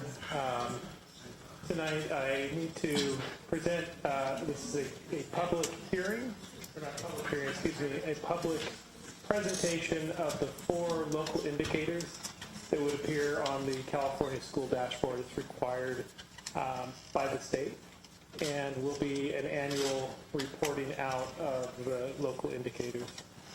The purpose of this presentation, very briefly, is just to explain again the California School Dashboard, which is part of the state's accountability measures, which includes both the state indicators, which are measured data that the state collects through the CalPADS data collection system and our CASP assessment system, as well as our local indicators, which are locally reported at the district level, not at the site level. And to ensure that these are approved, they have to be presented at a local governing board meeting and shared out on the dashboard. It's required by the legislation that created the local control funding formula. Just a reminder, the purpose of the dashboard is currently showing the spring 2017 data. It should be updated before the end of November. And the purpose is for local education agencies, school districts, and schools to report out on various student groups on a set of state and local measures, the 8 priority areas of the LCFF, and to identify strengths and weaknesses and areas of need of improvement for school districts and schools. If you recall, this is what the dashboard looks like. It's got our colored pie charts that reflect where we stand both in the status in a given year and the change over time in student performance in the various areas. So the state measures eventually will include chronic absenteeism. That'll be reported out next year. Our suspension rate, which is reported out. Our progress for our English learners. Our graduation rate. New this fall will be a college and career indicator, which is a composite score that includes A through G rate, CASP scores in 11th grade, dual enrollment courses, CTE completed courses, and a variety of other measures. And then finally our performance on the CASP, English language arts, and math. The local indicators are those areas which we cannot measure by data that's collected yet. For information, can you send us the previous item in some, online? We can't read it. It's so small. When we try to blow it up, it's all fuzzy. Would you like the access to the actual dashboard? That would be great. It's a lot more interactive. And maybe I have it, but don't know how to get there. Thank you. So the local indicators, these are among the priority areas that aren't readily measured by testing or other measures. These include basic services, the implementation of state academic standards, parent engagement, and school climate. And school climate reflects students' experience in the schools. And as I said earlier, they apply only to the districts, not to the schools themselves. So it's an interesting measure. We measure with one of three marks. We either receive, and this is all self-collected, self-reported, so we give ourselves a met, a not met, or a not met for 2 years based on whether we, annually measure progress. And some of these things are de facto how you measure the progress. Others have 2 options. Then if we report it out at a regularly scheduled governing board meeting, which I'm doing tonight, and then finally that we report the results out to stakeholders by posting this on the dashboard. So that's the 3 requirements. So that's essentially what we're in the process of doing now.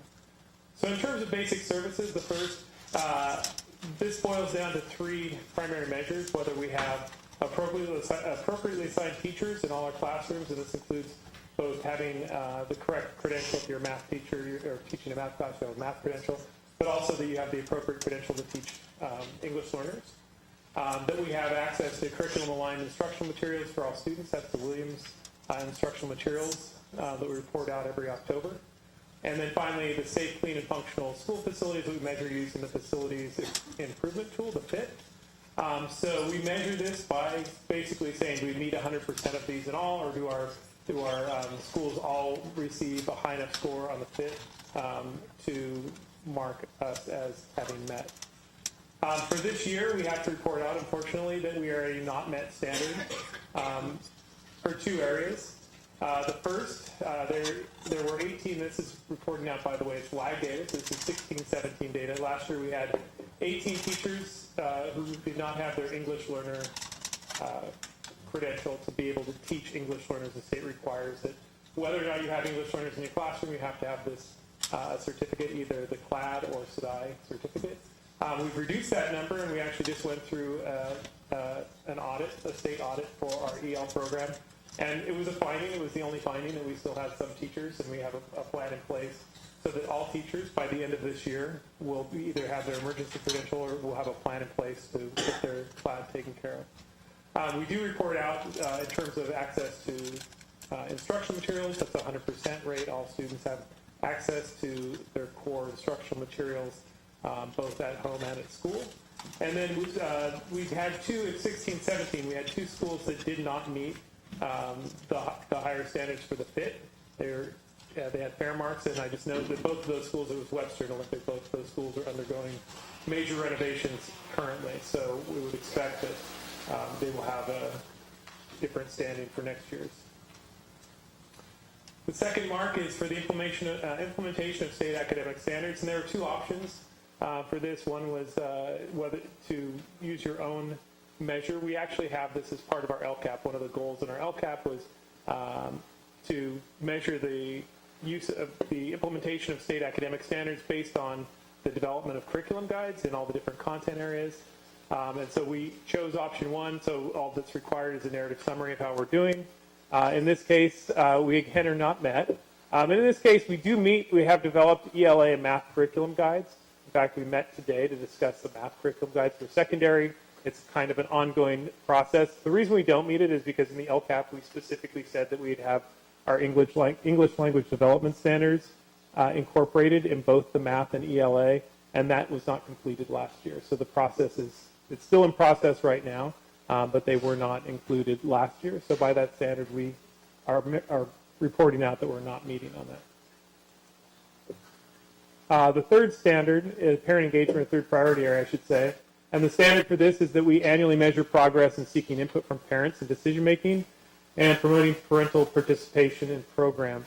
Again, we had 2 options here. In this case, we do administer surveys. In fact, I'm going to plug our school climate survey that's currently out among parents, and that's one of the ways in which we measure it. Last year, we implemented for the first time, a family and community engagement survey. It's a nationally benchmarked survey, so we can compare how we're doing compared to other districts.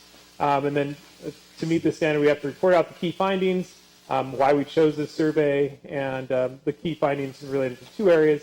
1, seeking input, and 2, promoting parental participation.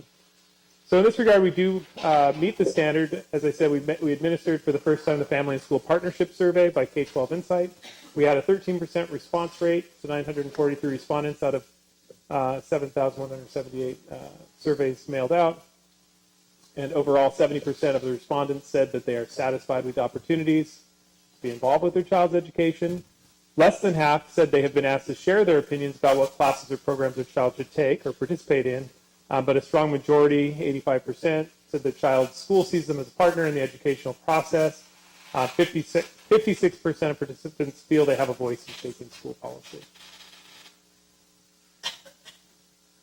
Final measure, school climate. As I said, this is related to students' experience. And again, we have an option here. And so in this case, we administer the California Healthy Kids Survey. every year to students in grade 7, 9, and 11. This requires that we do one grade in every grade span. However, you only have to do it in alternate years. So we haven't typically done grade 5, which the Healthy Kids Survey has a grade 5 survey. And so we're going to administer that this year.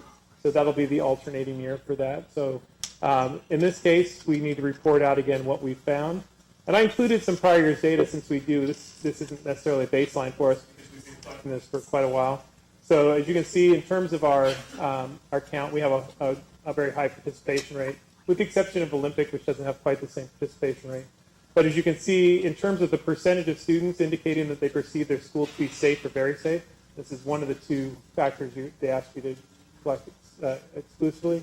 You see we have a very high percentage of students who say they felt their schools are safe or very safe, and that's pretty consistent. There are some slight variations. It's not a cohort measure, though, so slight variations from year to year since 2015 to 2017. And then the percentage of students indicating they have a high level of school connectedness. And this is a very limited, in fact, the online portion of this is kind of frustrating. It's a text box. And the reality is the California Healthy Kids Survey report that we have is very robust. It's very interesting. We've looked at it extensively at the sites. The counselors and advisors looked at it recently. We did a deep dive into what the numbers mean. And so school connectedness is not one question. It's a series of questions. So there is a whole matrix of questions that you can drill down and find out what does school connectedness look like. For the purpose of this report, I only needed to report this number. In the text box, you can't actually put tables or anything, so I included a link to the survey itself. However, you can see you do see a decline in terms of school connectedness, and that's certainly something we want to keep an eye on. That's probably to some extent just the students as they move through schools feel less connected as a rule. We see that across all schools in California. But certainly when you start dipping below the 50% mark, I would say it's time to say, what are we doing? And I think when we talked to all our schools today during the SIPS SLT report, there's a lot of talk about student engagement and how to better engage our students, particularly the high school, Santa Monica High School, Malibu High School are looking at a lot of survey data of their own and trying to determine how best to engage their students on campus. So that's the extent of my report. Any questions or clarifications? And then just quickly, if you go back to that slide, I'm hesitant, when we make statements like, oh, those are very high percentages. I mean, what's the standard we're using? It's great something's 92, but when something's 72 or 50 or 62, we want all these numbers to be much higher, right? So, I mean, they're a measure of where we are. For the purposes, and I would say yes, we are diving deep. For the purposes of this reporting, we're reporting it out. What we actually do is then look at it during the LCAP District Consultation Committee. This is one of the measures we look at throughout, and we find out what's behind this. It's not just we're okay with it, but rather what kind of resources do we need to apply to this, and what are the kind of the root causes, and it's also what we're hearing the SLTs, they're really looking into it. Right. I think often when you see data like this, it begs for more questions, and as we were discussing earlier, sometimes it's a matter of actually surveying the students to figure out where they are in terms of what they see in the curriculum, like what Malibu High School is doing in surveying the students to end of each course and finding out how they feel about the courses and all that. I think when you see this, you dig deeper and ask more questions, and hopefully this directs us to do more things and figure out how we can better engage the students.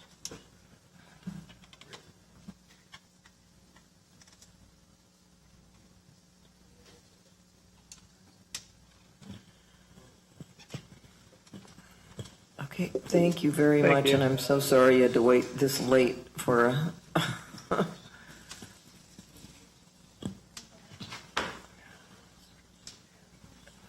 I think we now have some public comments. Members of the board, we have... Sorry, we have a major action item. I didn't even... Then I beg yours. We have a resolution, number 1712, a National Native American and Alaska Native Heritage Month. We,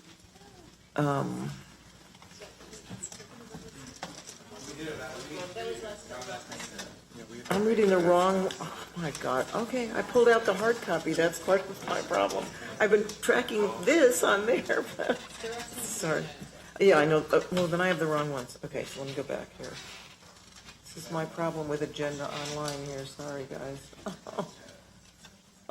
Okay, so I apologize for that. We do have two information items, though.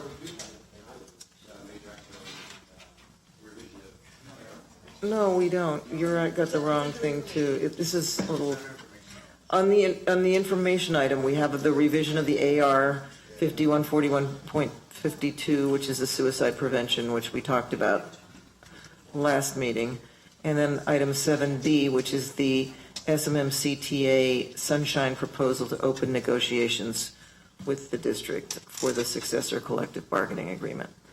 So I'm sorry for the confusion here. So that does take us to public comments now. Thank you for that. Members of the board, we have 5 general public comments this evening. And our first speaker, I'll call them in, I'll just call them all in a particular order. It'll be Jennifer DeNicola first, then Stacy Cox, Nikki Koloff, and lastly, Kathy Feig. Did I say that right? Feig, forgive me. Jennifer DeNicola, you're first. Welcome. 3 minutes.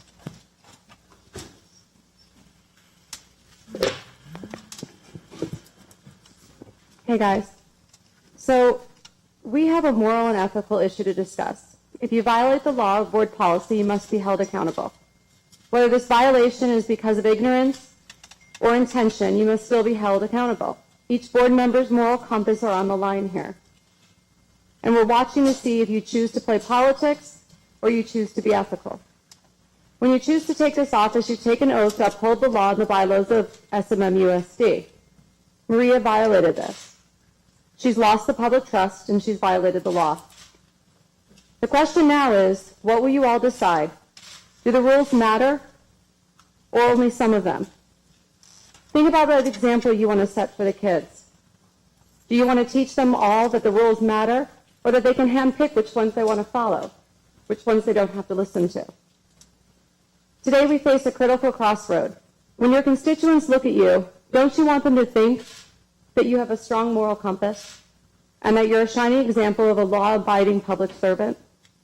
If so, you have to hold yourself and the board you serve accountable to truth, integrity, and public confidence in the whole board, which means that you all need to be requesting that Maria resign or recuse herself until this investigation is completely over. No individual matters more than the integrity of the entire board and our entire district. As a member of the constituency, I'm asking that Maria resign. It teaches our students of the district that actions have consequences and that our public servants will own their mistakes and put the whole before one.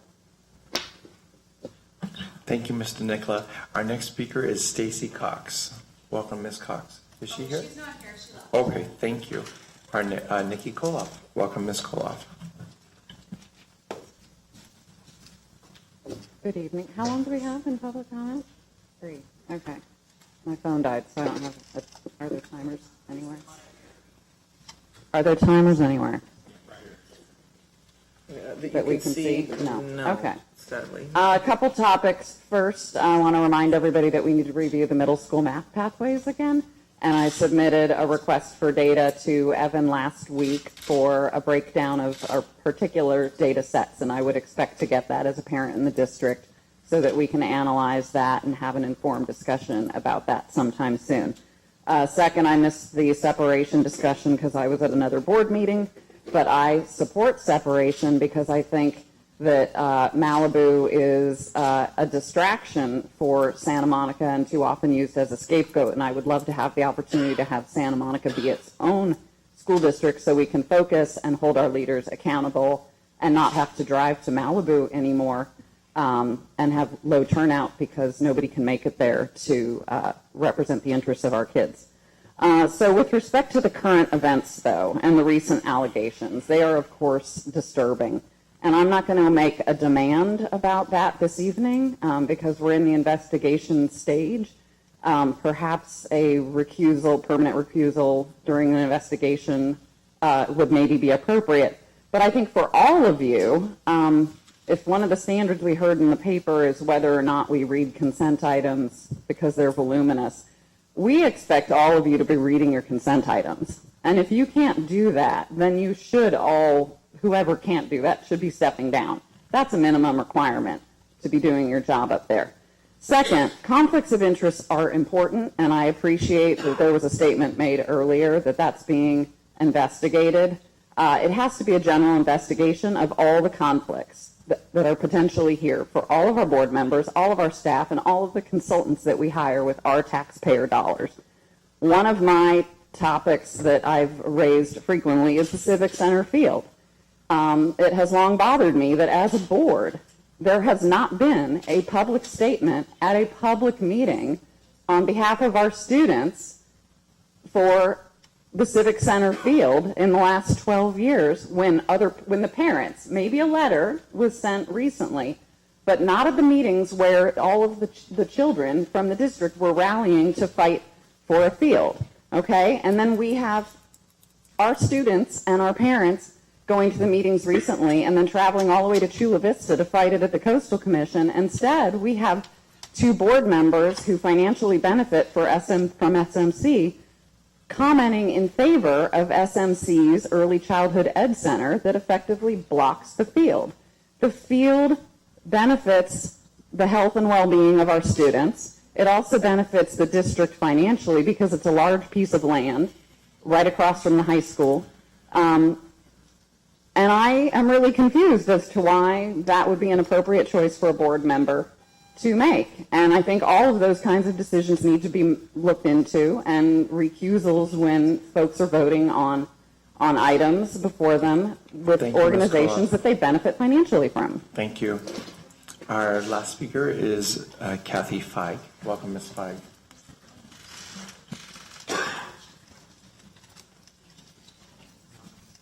Mine's going to be short. I just want to also say that I believe that Maria should resign under the circumstances. I just, from Malibu, I just don't know how we can trust this group of people. Like, I mean, it's one thing after another. It's just going to keep going.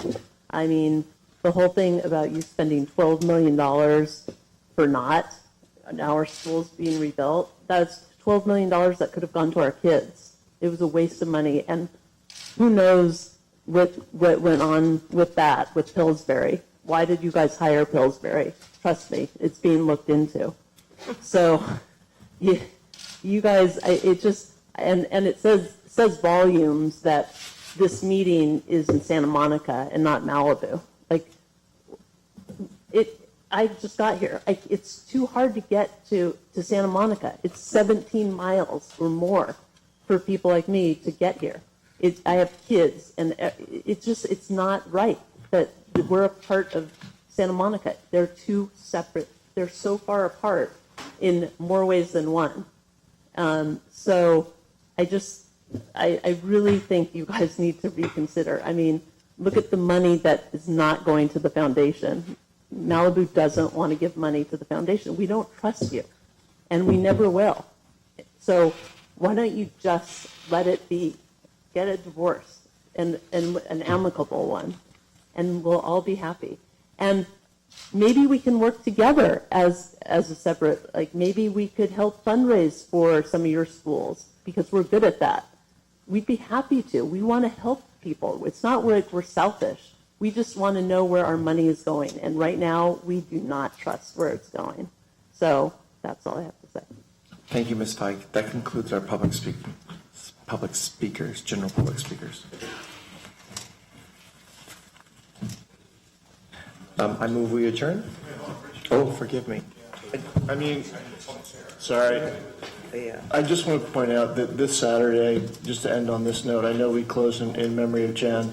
This Saturday, there's a memorial for Jen Poost, who was an English teacher at Samo. I'm disappointed that I'm not going to be able to be there, but I just wanted to share, I'm going to steal words from Lin-Manuel Miranda, who said, "What is a legacy? A legacy is planting seeds in a garden that you never get to see." And I just want to say that Jen's garden is vast, and she will be missed. Thank you for that. We are going to table closed session, and we can do it next at our next regular meeting. I think there was a motion to adjourn. Richard moved, Craig seconds. All those in favor? Aye, that's 6-0. Thank you.